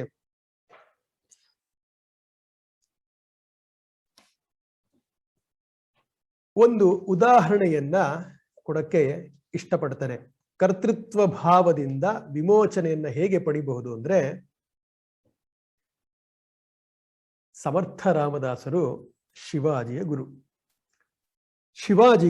ಶಿವಾಜಿಗೆ ಒಮ್ಮೆ ಸಡನ್ ಆಗಿ ಅವನಿಗೆ ವೈರಾಗ್ಯ ಬಂದ್ಬಿಡುತ್ತೆ. ಇದೆಲ್ಲವೂ ಸಾಕು, ನಾನು ನನ್ನ ಗುರುವಿನ ಪದತಲದಲ್ಲಿ ಕೂತ್ಕೊಂಡು ಆಧ್ಯಾತ್ಮ ಮಾರ್ಗದಲ್ಲಿ ಮುಂದುವರಿಬೇಕು, ನಾನು ಕೂಡ ಸಾಧನೆಯನ್ನ ಮಾಡಬೇಕು, ಸನ್ಯಾಸವನ್ನ ತೆಗೆದುಕೊಂಡು ಬಿಡೋಣ ಅಂತ ಹೇಳಿ ಸಮರ್ಥರ ಬಳಿ ಬಂದು ಸಮರ್ಥರಿಗೆ ಹೇಳ್ತಾನೆ, ನನಗಿದೆಲ್ಲ ಸಾಕು, ರಾಜ್ಯಭಾರ ಇದೆಲ್ಲವೂ ಸಾಕು, ನಾನು ಸನ್ಯಾಸವನ್ನು ಸ್ವೀಕರಿಸಿಬಿಡ್ತೇನೆ, ನನಗೆ ಸನ್ಯಾಸವನ್ನು ಕೊಡಿ, ನಿಮ್ಮ ಪದತಲದಲ್ಲಿ ಕೂತ್ಕೊಂಡು ನಾನು ಕೂಡ ಸಾಧನೆಯನ್ನ ಮಾಡ್ತೇನೆ ಅಂತ ಹೇಳಿ ಅವನೇನು ಮಾಡ್ತಾನೆ. ಸಮರ್ಥರು ಅವನು ಬಂದ ಆವೇಶಕ್ಕೆ ಏನು ಮಾಡ್ತಾರೆ, ಆಯ್ತು ನೀನು ಸ್ವಲ್ಪ ದಿವಸ ಇಲ್ಲಿ ಉಳಿ ಅಂತ ಹೇಳಿ ಅವನ ನಿರಾಶೆ ಮಾಡೋದಿಲ್ಲ, ಸ್ವಲ್ಪ ದಿವಸ ಉಳಿ ಅಂತ ಹೇಳ್ತಾರೆ, ಅವ್ರ ಜೊತೆಗೆ ಇರಿಸ್ಕೊಳ್ತಾರೆ. ಅವನು ಒಂದು ದಿವಸ ಬೆಳಗ್ಗೆ ಸಮರ್ಥರ ಬಳಿ ಬಂದು ತನ್ನ ಇಡೀ ರಾಜ್ಯವನ್ನ, ತನ್ನ ಎಲ್ಲ ಕೋಶದ ಐಶ್ವರ್ಯವನ್ನ ಎಲ್ಲವನ್ನ ಸಮರ್ಥರ ಪಾದಕ್ಕೆ ಅರ್ಪಣೆ ಮಾಡ್ತಾ ಹೇಳ್ತಾನೆ, ನಿಮಗೆ ಗುರುದಕ್ಷಿಣೆಯಾಗಿ ನಾನು ಎಲ್ಲವನ್ನ ಸಮರ್ಪಿಸಿದ್ದೇನೆ, ಇನ್ನು ನಾನು ಸನ್ಯಾಸ ಸ್ವೀಕರಿಸೋದಕ್ಕೆ ಯೋಗ್ಯ ಅನ್ಕೊಂಡಿದ್ದೇನೆ ಅಂತ. ಅವಾಗ ಸಮರ್ಥರು ಹೇಳ್ತಾರೆ, ಆಯ್ತು, ನಿನ್ನ ಈ ಭಿಕ್ಷೆಯನ್ನ ನಾನು ಸ್ವೀಕರಿಸಿದ್ದೇನೆ, ನಿನ್ನ ಈ ದಕ್ಷಿಣೆಯನ್ನ ನಾನು ಸ್ವೀಕರಿಸಿದ್ದೇನೆ, ನಿನ್ನ ರಾಜ್ಯ, ನಿನ್ನ ಐಶ್ವರ್ಯ ಎಲ್ಲವನ್ನ ನಾನು ಭಿಕ್ಷೆಯಾಗಿ ಗುರುದಕ್ಷಿಣೆಯಾಗಿ ಸ್ವೀಕರಿಸಿದ್ದೇನೆ ಅಂತ ಹೇಳಿ ಸಮರ್ಥರು ಹೇಳ್ತಾರೆ, ಈಗ ನಾನು ನಿನಗೆ ಇದನ್ನ ಪ್ರಸಾದವಾಗಿ ವಾಪಸ್ ಕೊಡ್ತಾ ಇದ್ದೇನೆ. ಅವನು ಉಪದೇಶವನ್ನ ಕೇಳ್ತಾನೆ, ಭಿಕ್ಷೆಯನ್ನ ಕೇಳ್ತಾನೆ, ಗುರು ಭಿಕ್ಷೆಯನ್ನ ಕೇಳ್ತಾನೆ, ಜ್ಞಾನ ಭಿಕ್ಷೆಯನ್ನ ಕೇಳ್ತಾನೆ. ಅವಾಗ ಸಮರ್ಥರು ಏನ್ ಮಾಡ್ತಾರೆ, ಬದಲಿಗೆ ಈ ಒಂದು ಉಪಾಯದಿಂದ ಶಿವಾಜಿಗೆ ಅವನ ರಾಜ್ಯವನ್ನ ಯಾವುದು ಸಮರ್ಥರಿಗೆ ಗುರುದಕ್ಷಿಣೆಯಾಗಿ ಕೊಟ್ಟಿದ್ದ ಅದನ್ನೇ ಸಮರ್ಥರು ಶಿವಾಜಿಗೆ ವಾಪಸ್ ಕೊಡ್ತಾ ಹೇಳ್ತಾರೆ, ನಾನೇ ರಾಜ, ಹೌದು, ನಿನ್ನ ಈ ರಾಜ್ಯವೆಲ್ಲವೂ ನನ್ನದೇ, ಇವಾಗ ನಾನೇ ರಾಜ, ನಾನು ನಿನಗೆ ಇದನ್ನ ಭಿಕ್ಷೆಯಾಗಿ ಪ್ರಸಾದವಾಗಿ ಕೊಡ್ತಾ ಇದ್ದೇನೆ, ಇನ್ನು ಮುಂದೆ ಕರ್ತವ್ಯನಿಷ್ಠನಾಗಿ ಗುರುಭಕ್ತಿಯಿಂದ ನನ್ನ ಆಜ್ಞೆ ಇದು, ಗುರುವಿನ ಆಜ್ಞೆ ಇದು, ಸಮರ್ಥವಾಗಿ ನೀನು ರಾಜ್ಯಭಾರ ಮಾಡು ಅಂತ ಹೇಳಿ ವಾಪಸ್ ಕಳಿಸ್ತಾರೆ. ಶಿವಾಜಿ ಮನೋಭಾವ ಪರಿವರ್ತನೆ ಆಗುತ್ತೆ. ಅವತ್ತಿನಿಂದ ಅವನು, ಇದು ನನ್ನ ಗುರುವಿನ ಪ್ರಸಾದ, ನನ್ನ ಗುರುವೇ ನಿಜವಾದ ರಾಜ, ನಾನು ಅವರ ಬಂಟ, ಹಾಗಾಗಿ ಅವರ ಆಜ್ಞೆ ಇದೆ, ಗುರು ವಾಕ್ಯ ಪರಿಪಾಲನೆ ನನ್ನ ಕರ್ತವ್ಯ, ಅವರು ಸಮರ್ಥವಾಗಿ ರಾಜ್ಯಭಾರವನ್ನ ಮಾಡು ಅಂತ ಹೇಳಿದ್ದಾರೆ, ಧರ್ಮ ಸ್ಥಾಪನೆಯನ್ನ ಮಾಡಬೇಕು, ಧರ್ಮ ಸಂರಕ್ಷಣೆಯನ್ನ ಮಾಡಬೇಕು, ಧರ್ಮ ಪರಿಪಾಲನೆಯನ್ನ ಮಾಡಬೇಕು ಅಂತ ಹೇಳಿ ಅವನು ಆ ಭಾವದಿಂದ ಅವನು ರಾಜ್ಯವನ್ನ ಆಳ್ತಾನೆ, ಸಮೃದ್ಧವಾಗಿ ಆಳ್ತಾನೆ, ಸಶಕ್ತವಾಗಿ ಆಳ್ತಾನೆ. ಕೃಷ್ಣ ಇಲ್ಲಿ ಅದನ್ನೇ ಹೇಳ್ತಾ ಇರೋದು. ಯಾತಕ್ಕೆ ಅಹಂಕಾರ, ಕರ್ತೃತ್ವ ಭಾವ ಬಂಧನಕ್ಕೆ ಒಳಗಾಗಿಸುತ್ತದೆ. ಜೀವಿಯ ಜನನ ಮರಣ ಚಕ್ರದ ಒಂದು ಮುಖ್ಯ ಕಾರಣ ಕರ್ಮ ಫಲ. ಸತ್ಕರ್ಮಗಳಿಗೆ ಸತ್ಫಲ, ಪುಣ್ಯ, ಸತ್ಕರ್ಮ ಪುಣ್ಯ, ಪುಣ್ಯ ಫಲ ಅದನ್ನ ಅನುಭವಿಸೋದಕ್ಕೆ ಜನ್ಮ, ದುಷ್ಕರ್ಮ ದುಷ್ಫಲ ಪಾಪ ಅದನ್ನ ಅನುಭವಿಸೋದಕ್ಕೆ ಮತ್ತೆ ಜನ್ಮ. ಹಾಗಾಗಿ ಈ ಜನನ ಮರಣ ಚಕ್ರದಿಂದ ವಿಮೋಚನೆ ಬೇಕಾಗಿರತಕ್ಕಂಥವನು ಅವನು ಮಾಡುವ ಎಲ್ಲ ಕರ್ಮಗಳಲ್ಲಿ ಕರ್ತೃತ್ವ ಭಾವವನ್ನು ತ್ಯಜಿಸಬೇಕು ಅನ್ನೋದು ಇಲ್ಲಿ. ಆಗಲೇ ಅದು ಕರ್ಮಯೋಗವಾಗುತ್ತೆ. ಕರ್ಮಯೋಗದಿಂದ ಚಿತ್ತಶುದ್ಧಿ ಉಂಟಾಗುತ್ತೆ. ಅನೇಕ ಜನ ಕರ್ಮಯೋಗ ನಿಕೃಷ್ಟ, ಜ್ಞಾನ ಶ್ರೇಷ್ಠ ಅಂತ ಹೇಳ್ತಾರೆ. ಆದರೆ ಆಚಾರ್ಯರ ಒಂದು ವ್ಯಾಖ್ಯಾನವನ್ನು ನಾವು ಓದಿದಾಗ, ಕೃಷ್ಣನ ಅಭಿಮತವನ್ನು ನಾವು ತಿಳ್ಕೊಂಡಾಗ ಯಾವುದೂ ನಿಕೃಷ್ಟವಿಲ್ಲ, ಯಾವುದೂ ಶ್ರೇಷ್ಠವಲ್ಲ, ಎಲ್ಲವೂ ಸಮವೇ. ಕಾರಣ ಕರ್ಮಯೋಗ ಚಿತ್ತಶುದ್ಧಿಯನ್ನ ಉಂಟು ಮಾಡುತ್ತೆ. ಕರ್ಮಯೋಗ ಜ್ಞಾನಕ್ಕೆ ಜೀವಿಯನ್ನ ಸಿದ್ಧಗೊಳಿಸುತ್ತೆ. ಹೇಗೆ ಉದಾಹರಣೆ ಕೊಡ್ಬೋದು ಅಂದ್ರೆ, ಟೆರೆಸ್ಗೆ ನಾನು ಹೋಗ್ಬೇಕು, ಅದಕ್ಕೆ ಸ್ಟೇರ್ಸ್ ಇದೆ, ಮೆಟ್ಲಿದೆ. ಮೊದಲನೇ ಮೆಟ್ಲು ಕರ್ಮಯೋಗವಾದ್ರೆ ಕಡೆ ಮೆಟ್ಲು ಜ್ಞಾನಯೋಗ, ಕಡೆಯಲ್ಲಿ ಸಿಗೋದು ಜ್ಞಾನ. ಇವಾಗ ಮೆಟ್ಲಲ್ಲಿ ಯಾವುದು ಶ್ರೇಷ್ಠ ಯಾವುದು ಕಮ್ಮಿ? ಬೇಡಪ್ಪ, ಈ ಫಸ್ಟ್ ಮೆಟ್ಲೇ ಬೇಡ, ನಾನು ಡೈರೆಕ್ಟ್ ಆಗಿ ಎಗರ್ತೀನಿ ಅಂದ್ರೆ ಎಗರಕ್ಕೆ ಸಾಧ್ಯವೇ? ಹೇಗೆ ನಗೆಪಾಟ್ಲ ಆಗ್ತದೆ, ಅದು ಕೆಳಗಡೆಗೆ ಬಿದ್ದು ಗಾಯವಾಗ್ತದೆ ಅಷ್ಟೇ, ಹತ್ತೋದಲ್ಲ, ಏನಿಲ್ಲ, ನೇರ ಆಸ್ಪತ್ರೆಗೆ. ಹಾಗಾಗಿ ಇಳಿಯೋದಕ್ಕೂ ಮೊದಲನೇ ಮೆಟ್ಲೇ ಬೇಕು, ಹತ್ತೋದಕ್ಕೂ ಮೊದಲನೇ ಮೆಟ್ಲು ಬೇಕು. ಆತ್ಮಜ್ಞಾನವನ್ನು ಪಡೆಯೋದ್ರಲ್ಲಿ ಹೌದು ಜ್ಞಾನವೇ ಶ್ರೇಷ್ಠ, ಅದರಲ್ಲಿ ಎರಡನೇ ವಿಷಯ ಮಾತಿಲ್ಲ. ಜ್ಞಾನದಿಂದಲೇ ಮುಕ್ತಿ, ಅದರಲ್ಲಿ ಯಾವುದೇ ಮಾತಿಲ್ಲ ಅಂತ ಹೇಳಿ ಕರ್ಮ ಗೌಣ ಅಂತ ಇಲ್ಲ. ಕರ್ಮಯೋಗ ನಿಸ್ವಾರ್ಥ ಕರ್ಮ, ಕರ್ತೃತ್ವ ಭಾವರಹಿತ ಕರ್ಮದಿಂದಾಗಿಯೇ ಚಿತ್ತಶುದ್ಧಿ ಉಂಟಾಗೋದು, ನಮ್ಮ ವಾಸನಾ ಕ್ಷಯವಾಗೋದು.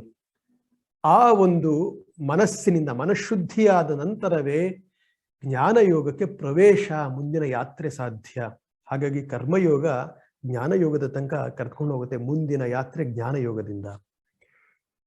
ಹಾಗಾಗಿ ಇಲ್ಲಿ ಕೃಷ್ಣ ಮಾ ಕರ್ಮ ಫಲಹೇತುರ್ಭೂಹು ಅಂದ್ರೆ ಕರ್ತೃತ್ವ ಭಾವ ವಿಮುಕ್ತನಾಗಿ ಕರ್ಮವನ್ನ ಮಾಡು. ಸಾಧಾರಣ ಒಂದು ಕಡೆಯಲ್ಲಿ ಸಾಧಾರಣ ಒಂದಿದೆ, ನಾಲೆಡ್ಜ್, ಡಿಸೈರ್, ಆಕ್ಷನ್ ಅಂತ. ಇಲ್ಲಿ ಮುಂದುವರಿಸ್ತಾ 4ನೇ ಶ್ಲೋಕದ ಅಂತ್ಯದಲ್ಲಿ 4ನೇ ವಿಚಾರವೂ ಇದೆ. ಏನು? ಮಾತೆ ಸಂಗೋಸ್ತ್ವ ಕರ್ಮಣಿ ಕರ್ಮಣ್ಯೇವಾಧಿಕಾರಸ್ಥೆ ಮಾ ಫಲೇಶು ಕದಾಚನ ಮಾ ಕರ್ಮ ಫಲಹೇತುರ್ಭೂಹು ಮಾತೆ ಸಂಗೋಸ್ತ್ವ ಕರ್ಮಣಿ. ಕರ್ಮವನ್ನ ಮಾಡುವುದಕ್ಕೆ ನಿನಗೆ ಅಧಿಕಾರವಿದೆ, ಕರ್ಮ ಫಲದ ಮೇಲೆ ಇಲ್ಲ. ಕರ್ಮ ಫಲಕ್ಕೆ ಕಾರಣೀಭೂತನಾಗ್ಬೇಡ. ಹೇಗೆ? ಕರ್ತೃತ್ವ ಭಾವದಿಂದ, ನಾನು ಮಾಡುತ್ತಾ ಇದ್ದೇನೆ ಅನ್ನುವ ಭಾವದಿಂದ ನೀನು ಕರ್ಮವನ್ನ ಮಾಡಬೇಡ. ಕರ್ತೃತ್ವ ಭಾವ ತ್ಯಾಗ ಮಾಡು. ಮಾತ್ರವಲ್ಲ, ಕರ್ಮ ಫಲಕ್ಕೆ ಆಸೆ ಪಟ್ಟು ಕರ್ಮವನ್ನ ಮಾಡಬೇಡ ಅಂತ ಹೇಳ್ತಾ ಇದ್ದಾನೆ ಕೃಷ್ಣ. ಇದೆಂಥ ವಿಚಾರ ಅಂತ ಕೇಳಬಹುದು. ನಾವು ಯಾವುದೇ ಕರ್ಮವನ್ನ ಮಾಡ್ಲಿ, ನನಗೆ ಇಂಥ ಫಲ ಸಿಕ್ಬೇಕು ಅಂತ ತಾನೇ ನಾವು ಮಾಡೋದು ಅಲ್ವೇ? ಇಲ್ಲಿ ಕೃಷ್ಣ ಹೇಳ್ತಾ ಇದ್ದಾನೆ, ಕರ್ಮ ಫಲ ಇಟ್ಕೊಳ್ಬೇಡ. ಕರ್ಮ ಫಲದ ಆಸಕ್ತಿಯಿಂದ ಇಂಥ ಫಲ ಸಿಗತ್ತೆ ಅನ್ನೋದ್ರಿಂದಾಗಿ ನೀನು ಆ ಒಂದು let it not be a motivating factor for you to do actions. Krishna ಹೇಳ್ತಾ ಇರೋದು, let the fruit of the action not be a motivation for you to do actions ಅಂತ ಕೃಷ್ಣ ಹೇಳ್ತಾ ಇದ್ದಾನೆ. ಅವಾಗ ನಾವು ಪ್ರಶ್ನೆ ಕೇಳಬಹುದು, ಏನಿದು? ಹಾಗಿದ್ರೆ ನಾವು ಯಾವುದೇ ಆಸೆನ ಇಟ್ಕೊಳ್ಬಾರ್ದೆ ಅಂತ ಕೇಳಿದ್ರೆ ಕೃಷ್ಣ ಹೇಳ್ತಾನೆ, ತಪ್ಪಿಲ್ಲ. ಅದನ್ನ ಆಸೆಯನ್ನ ಗುರುಭಕ್ತಿ, ಭಗವದ್ಭಕ್ತಿ, ಪ್ಯೂರ್ ಲವ್ ಅದನ್ನ ರೀಪ್ಲೇಸ್ ಮಾಡ್ಕೊ ಅಂತ ಹೇಳ್ತಾ ಇದ್ದಾನೆ ಕೃಷ್ಣ. ಕಾರಣ, ಜನನ ಮರಣ ಚಕ್ರದಿಂದ ವಿಮುಕ್ತನಾಗಬೇಕು ಅಂದ್ರೆ ಅದಕ್ಕೆ ಕರ್ಮ ಬಂಧನವಿರಬಾರದು.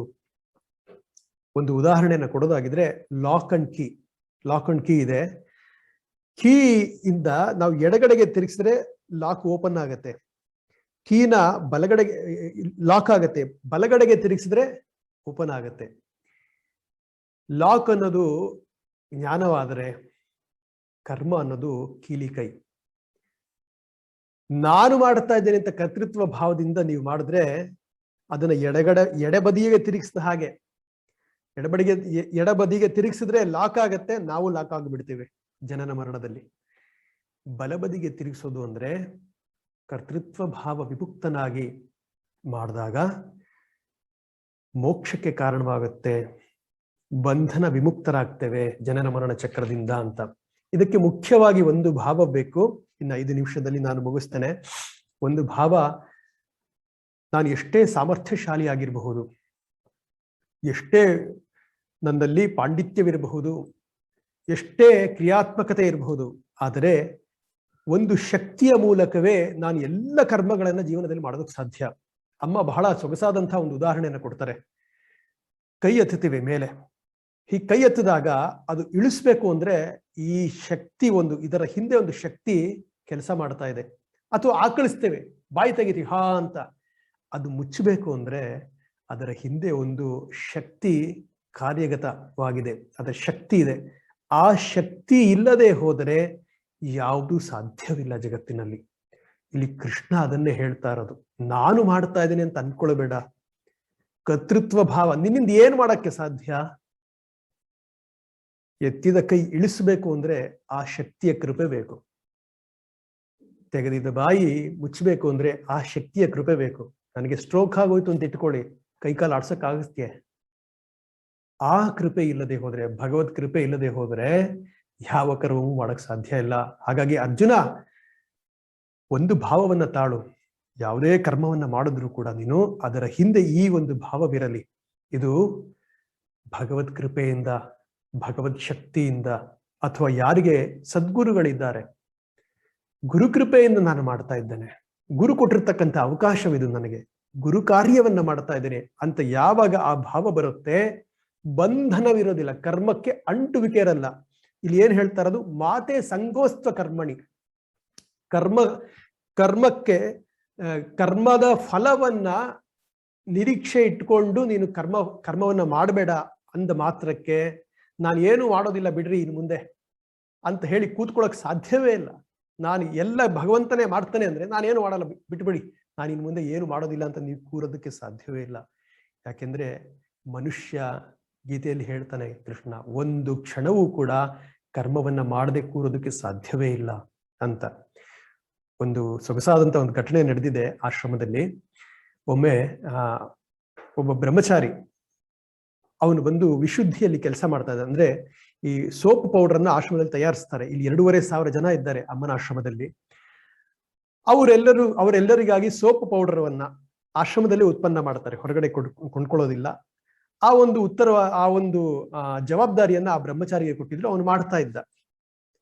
ಅವನಿಗೆ ಒಂದು ಸಂಶಯ ಇತ್ತು, ಅಮ್ಮನಿಗೆ ನನ್ನ ಮನಸ್ಸಲ್ಲಿ ಏನು ನಡೆಯುತ್ತೆ ಅನ್ನೋದು ಗೊತ್ತಾ, ನಾನು ಏನು ಆಲೋಚನೆ ಮಾಡಿದ್ರು ಅಮ್ಮನಿಗೆ ಗೊತ್ತಾಗುತ್ತಾ, ಅಷ್ಟು ಸಮರ್ಥನ ಅಮ್ಮ ಅಂತ ಒಂದು ಸಂಶಯ ಇತ್ತು ಅವನಿಗೆ.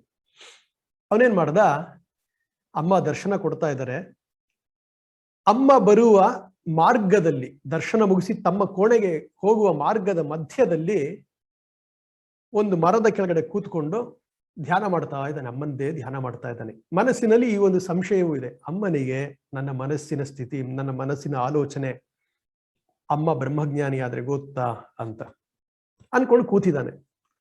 ನೋಡೋರ್ಗೇನು ಇವನು ಧ್ಯಾನ ಮಾಡ್ತಾ ಇದ್ದಾನೆ, ಫಸ್ಟ್ ಕ್ಲಾಸ್ ಕಣ್ಮುಚ್ಕೊಂಡಿದ್ದಾನೆ, ಚಿನ್ಮುದ್ರೆ ಹಾಕೊಂಡು ಹೀಗೆ ಕೂತ್ಕೊಂಡಿದ್ದಾನೆ, ಫಸ್ಟ್ ಕ್ಲಾಸ್ ಧ್ಯಾನ ಮಾಡ್ತಾ ಇದ್ದಾನೆ ಅಂತ ಎಲ್ಲರಿಗೂ ಚಿತ್ರಣ. ಯಾರೋ ಅವನ್ನ ಡಿಸ್ಟರ್ಬ್ ಮಾಡ್ತಾ ಇಲ್ಲ. ಅಮ್ಮ ದರ್ಶನ ಮಾಡಿದ್ರು, ಕೆಳಗಡೆ ಇಳ್ಕೊಂಡು ಬಂದ್ರು, ಇವನನ್ನ ನೋಡಿದ್ರು. ಅವನ ಹತ್ರ ಹೋಗಿ ಹೇಳಿದ್ರು, ಏನಪ್ಪ ಪ್ಲಾಸ್ಟಿಕ್ ಸಮಾಧಿ ಮುಗುದಿಲ್ವಾ ಅಂತ ಜೋರಾಗಿ ಹೇಳಿ ನಗುತ್ತಾ ಹೊರಟು ಹೋದ್ರಮ್ಮ. ಎದ್ದು ಬಿದ್ದ, ಆವಕ್ಕಾಗಿ ಎದ್ದು ಬಿದ್ದ. ಅವನು ಎದ್ದು ಸಾಷ್ಟಾಂಗ ನಮಸ್ಕಾರ ಮಾಡ್ದ. ಕಣ್ಣಲ್ಲಿ ನೀರು ಬಂದ್ಬಿಡ್ತ ಅವನಿಗೆ. ಅವನು ಹೇಳ್ದ, ಧ್ಯಾನಕ್ಕೆ ಶರೀರ ಕೂತಿದೆ, ನಾನು ಏನು ಕರ್ಮ ಮಾಡ್ತಾ ಇಲ್ಲ, ಬಾಹ್ಯವಾಗಿ ಏನು ಕರ್ಮ ಮಾಡ್ತಾ ಇಲ್ಲ, ಧ್ಯಾನಕ್ಕೆ ಕೂತ್ಕೊಂಡಿದ್ದೇನೆ, ಶರೀರವನ್ನು ಕೂಡಿಸಿದ್ದೇನೆ. ಮನಸ್ಸಿನಲ್ಲಿ ನಾನು ವಿಶುದ್ಧಿ ಪೌಡರ್, ನಾವು ಆ ಬ್ರ್ಯಾಂಡ್ ವಿಶುದ್ಧಿ ಅಂತ ಅವನು ಕೊಟ್ಟಿದ್ದಾನೆ, ಹೆಸರು ಕೊಟ್ಟಿದ್ದಾನೆ. ಆ ವಿಶುದ್ಧಿ ಸೋಪ್ ಪೌಡರ್ಗೆ ಯಾವ ಪ್ಲಾಸ್ಟಿಕ್ ಕವರ್ ಹಾಕಬೇಕು, ಎಷ್ಟು ಪ್ಲಾಸ್ಟಿಕ್ ಕವರ್ ಇರಬೇಕು, ಎಷ್ಟು ಗೇಜ್ ಇಂದ ಎಷ್ಟು MM ಇರಬೇಕದು, ಯಾವ ರೀತಿ ಅದಕ್ಕೆ ಡಿಸೈನ್ ಮಾಡಬೇಕು ಅಂತ ಹೇಳಿ, ಯಾವ ಕಂಪನಿಯಿಂದ ಹೋಲ್ಸೇಲ್ ಡೀಲರ್ಸ್ ಹತ್ರ, ಯಾವ ಪ್ಲಾಸ್ಟಿಕ್ ಡೀಲರ್ಸ್ ಹತ್ರ ನಾನು ಈ ಒಂದು ವ್ಯವಹಾರ ಮಾಡಬೇಕು ಅಂತ ಪ್ಲಾಸ್ಟಿಕ್ ಅಂತಾನೆ ಮನಸ್ಸಿನಲ್ಲಿ ಅದು ಓಡ್ತಾ ಇದೆ. ಅಮ್ಮ ಹತ್ರ ಬಂದಾಗ ಒಂದೇ ಕಲ್ಲಲ್ಲಿ 2 ಹಕ್ಕಿ ಅನ್ನುವ ರೀತಿಯಲ್ಲಿ ಅಮ್ಮ ಶಿಷ್ಯನ ಮನಸ್ಸಿನಲ್ಲಿ, ಜೀವನದಲ್ಲಿ ನಡೆಯುವ ಪ್ರತಿಯೊಂದು ವಿಷಯವೂ ಕೂಡ ತನಗೆ ಗೊತ್ತಿದೆ ಅನ್ನುವ ವಿಷಯವನ್ನ ಅವನಿಗೆ ವ್ಯಕ್ತಪಡಿಸ್ತಾ ತಾನು ಏನು ಕರ್ಮ ಮಾಡ್ತಾ ಇಲ್ಲ ಅನ್ಕೊಂಡ್ರು ಕೂಡ ಮನಸ್ಸಿನಲ್ಲಿ ಆಲೋಚನೆಗಳ ಮೂಲಕ ಯಾವ ಕರ್ಮವನ್ನ ಮಾಡ್ತಾ ಇದ್ದಾನೆ ಅದನ್ನ ಅಮ್ಮ ಹೊರಗಡೆಗೆ ಹೇಳಿದ್ರು. ಅದನ್ನೇ ಆಚಾರ್ಯರು ಕೃಷ್ಣನು ಇಲ್ಲಿ ಹೇಳ್ತಾ ಇರೋದು. ನಾನು ಏನು ಕರ್ಮ ಮಾಡೋದಿಲ್ಲ ಬಿಡು, ಭಗವಂತನೇ ಮಾಡ್ಕೊಳ್ತಾನೆ ಅಂದ್ರೆ ಅದು ಸಾಧ್ಯವೇ ಇಲ್ಲ. ನನ್ನ ಸ್ವರೂಪವೇ, ನನ್ನ ಸ್ವಭಾವವೇ ಮನುಷ್ಯಂದು ಕರ್ಮ ಮಾಡೋದು ಅಂತ ಇಲ್ಲಿ ಕಡೆಯದಾಗಿ ಹೇಳ್ತಾ ಇದ್ದಾರೆ. ಮಾತೆ ಸಂಗೋಸ್ತ್ವ ಕರ್ಮಣಿ. ಹಾಗಾದ್ರೆ ಕರ್ಮಫಲದ ಮೇಲೆ ನನಗೆ ಏನು ಒಂದು ಪ್ರಭಾವವಿಲ್ಲ ಅನ್ನೋದಾಗಿದ್ದರೆ ನಾನು ಯಾತಕ್ಕೆ ಕರ್ಮ ಮಾಡಬೇಕು ಅಂತ ಹೇಳಿ ನಿರಾಸಕ್ತಿಯನ್ನು ಹೊಂದಬೇಡ. ಸಂಘ ಅಂದ್ರೆ ಅಂಟುವಿಕೆ ಅಂತ ಅರ್ಥ. ಸಂಘ ಅಂದ್ರೆ ಸಮೂಹ, ಸಮಾಜ. ಸಂಘ ಅಂದ್ರೆ ಚಿಕ್ಕಗ, ಸಂಘ ಅಂದ್ರೆ ಅಟ್ಯಾಚ್ಮೆಂಟ್, ಅಂಟುವಿಕೆ. ಅಕರ್ಮಕ್ಕೆ, ಕರ್ಮ ಮಾಡದೇ ಇರೋದಕ್ಕೆ ನೀನು ಪ್ರೇರಿತನಾಗಬೇಡ, ನೀನು ಅಟ್ಯಾಚ್ ಆಗಬೇಡ, ನೀನು ಕರ್ಮ ಮಾಡಲೇಬೇಕು. ಅದು ನಿನ್ನ ಗುಣ ಮಾತ್ರ ಅಲ್ಲ, ಕರ್ಮಯೋಗದಿಂದಲೇ ನಿನಗೆ ಮುಂದಿನ ಹಾದಿ ಜ್ಞಾನಕ್ಕೆ ಅಥವಾ ಮೋಕ್ಷಕ್ಕೆ ಕಾರಣ ಸಾಧ್ಯ. ಅದು ಸೋಪಾನ ಅದು ಅಂತ ಹೇಳ್ತಾ ಕಡೆಯ ಒಂದು ಉದಾಹರಣೆಯನ್ನು ಕೊಟ್ಟು ಇಂದಿನ ಚರ್ಚೆಯನ್ನು ನಾನು ಮುಕ್ತಾಯ ಮಾಡ್ತೇನೆ. ಮತ್ತೊಮ್ಮೆ ನಾನು ಹೇಳ್ತಾ ಇದ್ದೇನೆ, ಕರ್ಮಣ್ಯೇವಾಧಿಕಾರಸ್ಥೆ ಮಾ ಫಲೇಷು ಕದಾಚನ ಮಾ ಕರ್ಮ ಫಲ ಹೇತುರ್ಭು ಮಾತೆ ಸಂಗೋಸ್ತ್ವ ಕರ್ಮಣಿ. ಬಹಳಷ್ಟು ವಿಷಯ ಇಲ್ಲಿ ಬಿಟ್ಟು ಹೋಯ್ತು, ಸಮಯ ಅದಕ್ಕೆ ಜಾಸ್ತಿ ಆಯ್ತು ಅನ್ಸುತ್ತೆ. ಏನರ್ಥ ಅಂದರೆ, ಈಗಷ್ಟೇ ಕೆಲವರು ಸೇರ್ಕೊಂಡಿದ್ದೀರಾ, ಏನರ್ಥ ಅಂದರೆ ಕರ್ಮವನ್ನ ಮಾಡುವುದಕ್ಕೆ ನನಗೆ ಅಧಿಕಾರವಿದೆ, ಕರ್ಮವನ್ನ ಮಾಡುವುದಕ್ಕೆ ನನಗೆ ಅಧಿಕಾರವಿದೆ, ಕರ್ಮ ಫಲಗಳ ಮೇಲೆ ಇಲ್ಲ. ಕರ್ಮ ಫಲಗಳಿಗೆ ಕಾರಣೀಭೂತನ ಆಗದೇ ಇರಲಿ ಅಂದ್ರೆ ಕರ್ತೃತ್ವ. ಇಲ್ಲಿ ಇದರ ಕ್ರಕ್ಸ್ ಅಂದ್ರೆ ಏನು ಅಂದ್ರೆ, ಈ ಶ್ಲೋಕದ ಕ್ರಕ್ಸ್ ಏನು ಅಂದ್ರೆ ಕರ್ಮಯೋಗ, ಕರ್ಮಯೋಗಿಯ ಭಾವ. ಕರ್ತೃತ್ವ ಭಾವವನ್ನ, ಕರ್ಮಫಲದ ಆಸೆಯನ್ನ ಯು ರೀಪ್ಲೇಸ್ ಇಟ್. ಯಾವುದರ ಮೂಲಕ, ಯಾವ ಭಾವದ ಮೂಲಕ? ಅಮ್ಮ ಇಲ್ಲಿ ಸುನಾಮಿ ಮನೆಗಳು ಕಟ್ಟಿಕೊಟ್ಟಿದ್ದಾರೆ. 6965 ಮನೆಗಳನ್ನ ಸುನಾಮಿ ಸಂದರ್ಭದಲ್ಲಿ ಕಟ್ಟಿಕೊಟ್ರು. ಆ ಸಂದರ್ಭದಲ್ಲಿ ನಮಗೆ ಈ ಶ್ಲೋಕದ ವ್ಯಾಖ್ಯಾನ ನಡೀತಾ ಇತ್ತು. ಅವಾಗ ನಮಗೆ ಯಾವ ಸ್ವಾಮೀಜಿ ಈ ಕ್ಲಾಸ್ ಅನ್ನ ತೆಗೆದುಕೊಂಡಿದ್ರು, ಅವ್ರು ಹೇಳಿದ್ರು, ನಮ್ಮ ಕ್ಲಾಸಿನ ಮಧ್ಯೆ ನಾವೆಲ್ಲರೂ ಕೂಡ irrespective of our education, qualification, background, we use to do the construction work. Cement, ಜಲ್ಲಿ ಎಲ್ಲ ನಾವು ಕೂಡ ಅದರಲ್ಲಿ ಆ ಮನೆ ಕಟ್ಟುವ ಕೈಂಕರ್ಯದಲ್ಲಿ ನಾವು ಭಾಗವಹಿಸ್ತಾ ಇದ್ವಿ. ಅವಾಗ ನಮ್ಮೆಲ್ಲರ ಭಾವ ಏನಿತ್ತು ಅಂದ್ರೆ, ನಾವು ನಿಷ್ಕಾಮ ಕರ್ಮವನ್ನ, ನಾವು ಕರ್ಮಯೋಗವನ್ನ ಮಾಡ್ತಾ ಇದ್ದೇವೆ ಅಂತ. ಸ್ವಾಮೀಜಿ ಹೇಳಿದ್ರು, ಇದು ಕರ್ಮಯೋಗವಲ್ಲ, ಇದು ಸತ್ಕರ್ಮವಷ್ಟೇ, ಇದು ಕರ್ಮಯೋಗ ಆಗಲ್ಲ ಅಂತ. ಅವಾಗ ಕನ್ಸ್ಟ್ರಕ್ಷನ್ ಇನ್ಚಾರ್ಜ್ ಯಾವ ಒಬ್ಬ ಬ್ರಹ್ಮಚಾರಿ ಇದ್ದ, ಅವನಿಗೆ ತುಂಬಾ ಹರ್ಟ್ ಆಗ್ಬಿಡ್ತು. ಛೇ, ಏನ್ ಈ ತರ ಹೇಳ್ಬಿಟ್ರಲ್ಲ ಸ್ವಾಮೀಜಿ, ನಾನು ಇಂಜಿನಿಯರ್ ಆಗಿ ಇಲ್ಲಿ ಆಶ್ರಮಕ್ಕೆ ಬಂದು ಬ್ರಹ್ಮಚಾರಿ ಆಗಿದ್ದೀನಿ, ನಾನು ನನ್ನ ಮನೆಗೆ ಕಟ್ಕೊಳ್ತಾ ಇದ್ದೀನಿ, ಸುನಾಮಿ ಸಂತ್ರಸ್ತರಿಗೆ ನಾನು ಮನೆ ಕಟ್ಕೊಡ್ತಾ ಇದ್ದೀನಿ, ಇದು ನಿಷ್ಕಾಮ ಕರ್ಮ ಮಾತ್ರ ಅಲ್ಲ, ಇನ್ನೇನು ಕರ್ಮಯೋಗ ಇದು, ನಾನು ಎಂಥ ಒಂದು ಕರ್ಮಯೋಗಿ ಅಂತ. ಸೊ ಅವನಿಗೆ ಹರ್ಟ್ ಆಯ್ತು. ಅಮ್ಮನ ಹತ್ರ ಹೋಗಿ ಹೇಳ್ದ, ಅಮ್ಮ ಕ್ಲಾಸಲ್ಲಿ ಈ ತರ ಹೇಳ್ಬಿಟ್ರು ಅಂತ. ಅಮ್ಮ ಇವನು ಅನ್ಕೊಂಡಿದ್ದ, ಅಮ್ಮ ಸ್ವಾಮೀಜಿಗೆ ಕರೆಕ್ಟ್ ಮಾಡ್ತಾರೆ, ನಂದು ಕರೆಕ್ಟು ಅಂತ. ಅಮ್ಮ ವಿರುದ್ಧ ಹೇಳಿದ್ರು, ಅವ್ರು ಹೇಳಿದ್ದು ಕರೆಕ್ಟೇನೆ, ತಪ್ಪೇನು ಹೇಳಿಲ್ಲ, ನೀವು ಮಾಡ್ತಾ ಇರೋದು ಸತ್ಕರ್ಮ ಅಷ್ಟೇ, ನಿಸ್ವಾರ್ಥವಾಗಿ ಮಾಡ್ತಾ ಇದ್ದೀರಾ. ಇದು ಕರ್ಮಯೋಗವಾಗಬೇಕು ಅಂದ್ರೆ ಭಾವನೆ ಮುಖ್ಯ. ಕರ್ಮಯೋಗದಲ್ಲಿ ಯಾವಾಗ ಆಗುತ್ತೆ ಅಂದ್ರೆ, ನೋಡಿ, ನೀವು ಇನ್ನೊಂದು ಕೂಡ ಹೇಳ್ತಾನೆ, ಮನೆಯಲ್ಲಿ ಗೃಹಿಣಿಯರು ಇರಬಹುದು, ನೀವು ಅಡುಗೆ ಮನೆಯಲ್ಲಿ ತರಕಾರಿ ಕಟ್ ಮಾಡ್ತಾ ಇರಬಹುದು, ಅಥವಾ ನೀವು ಯಾವುದೇ ಕೆಲಸ ಮಾಡ್ತಾ ಇರಬಹುದು, ಅದು ಕರ್ಮಯೋಗವಾಗಿಸೋದಕ್ಕೆ ಸಾಧ್ಯ. ಕರ್ಮಯೋಗ ಯಾವುದರಿಂದ ಆಗುತ್ತೆ ಅಂದ್ರೆ ಭಾವನೆಯ ಮೂಲಕ. ಕರ್ಮದ ಹಿಂದೆ ಯಾವ ಭಾವದಿಂದ ನೀವು ಕರ್ಮ ಮಾಡ್ತೀರಾ, ಅದು ನಿಮ್ಮ ಕರ್ಮಯೋಗವೋ ಅಥವಾ ಕರ್ಮ ಬಂಧನವೋ ಅದು ನಿಶ್ಚಯಿಸುತ್ತೆ. ಈ ಕಡೆಯ ಉದಾಹರಣೆಯನ್ನು ಕೊಟ್ಟು ಚರ್ಚೆಯನ್ನು ಮುಕ್ತಾಯ ಮಾಡ್ತಾನೆ. ಇಬ್ರು ಇಂಟರ್ವ್ಯೂಗೆ ಹೋದ್ರು. ಒಬ್ಬ ಎಲ್ಲದರಲ್ಲಿ 95%, ಮಹಾ ಬ್ರಿಲಿಯಂಟ್, ಒಳ್ಳೆ ಅಕಾಡೆಮಿಕ್ ಸ್ಕೋರಿಂಗ್. ಅದೇ ಕಾಲೇಜಲ್ಲಿ ಒಂದೇ ಕ್ಲಾಸ್ಮೇಟ್, ಜಸ್ಟ್ ಫಸ್ಟ್ ಕ್ಲಾಸ್. ಅಂಥ ಬ್ರಿಲಿಯಂಟ್ ಏನಿಲ್ಲ. ಇಬ್ರು ಇಂಟರ್ವ್ಯೂಗೆ ಹೋಗಿದ್ದಾರೆ. ಇಂಟರ್ವ್ಯೂನಲ್ಲಿ ಯಾರು ಮಿಸ್ಟರ್ ಎ ಇದ್ದ, ಎಲ್ಲದರಲ್ಲಿ 90, 95, 98 ಇತ್ತು. ಅವನು 10 ಪ್ರಶ್ನೆಗಳಿಗೆ 10 ಕರೆಕ್ಟ್ ಆದಂತ ಉತ್ತರವನ್ನು ಕೊಟ್ಟ. ತುಂಬಾ ಚೆನ್ನಾಗಿ ಮಾಡ್ದ ಇಂಟರ್ವ್ಯೂ. ಯಾರು ಎರಡನೇವನಿದ್ದ, ಅವನು 60%, ಜಸ್ಟ್ ಫಸ್ಟ್ ಕ್ಲಾಸ್, 10 ಪ್ರಶ್ನೆಗಳಿಗೆ 6, 5 ಉತ್ತರವನ್ನ ಕೊಟ್ಟ, ಸರಿಯಾದಂತಹ ಉತ್ತರವನ್ನ ಕೊಟ್ಟ.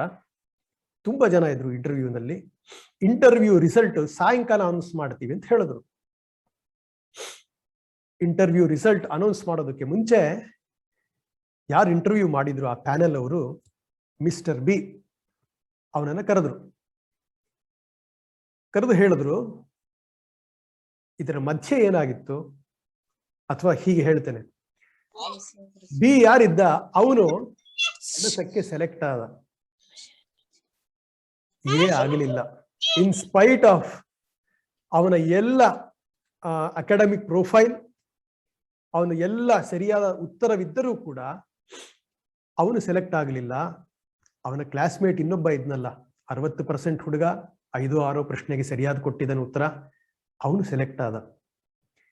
ಅವನಿಗೆ ಆಶ್ಚರ್ಯವಾಯಿತು. ಅವನು ಇಂಟರ್ವ್ಯೂ ಪ್ಯಾನೆಲ್ ಅವ್ರ ಹತ್ರ ಕೇಳ್ದ, ನನ್ನನ್ನು ಯಾತಕ್ಕೆ ಸೆಲೆಕ್ಟ್ ಮಾಡಿದ್ರಿ? ನಾನು ಇದರಲ್ಲಿ, ನನಗೆ ಗೊತ್ತಿದೆ ನನ್ನ ಕೆಪಾಸಿಟಿ, ನನ್ನ ಎಜುಕೇಶನಲ್ ಅಕಾಡೆಮಿಕ್ ರ್ಯಾಂಕಿಂಗ್ ಅಷ್ಟಿಲ್ಲ. ನೀವು ಕೇಳಿದ್ರಲ್ಲಿ ಎಷ್ಟೋ ವಿಷಯ ನನಗೆ ಗೊತ್ತೇ ಇಲ್ಲ, ನಾನು ಹೇಳಕ್ಕೂ ಆಗಲಿಲ್ಲ, ನನ್ನನ್ನು ಹೇಗೆ ಸೆಲೆಕ್ಟ್ ಮಾಡಿದ್ರಿ ಅಂದಾಗ ಅವ್ರು ಹೇಳ್ತಾರೆ, we were watching the CCTV camera. ಇದು ಅಮ್ಮನ ಭಕ್ತರ ಜೀವನದಲ್ಲಿ ನಡೆದಿರ್ತಕ್ಕಂತಹ ಘಟನೆ, ಅದಕ್ಕೆ ನಾನು ಧೈರ್ಯವಾಗಿ ಹೇಳ್ತಾ ಇದ್ದೇನೆ. This is A true incident.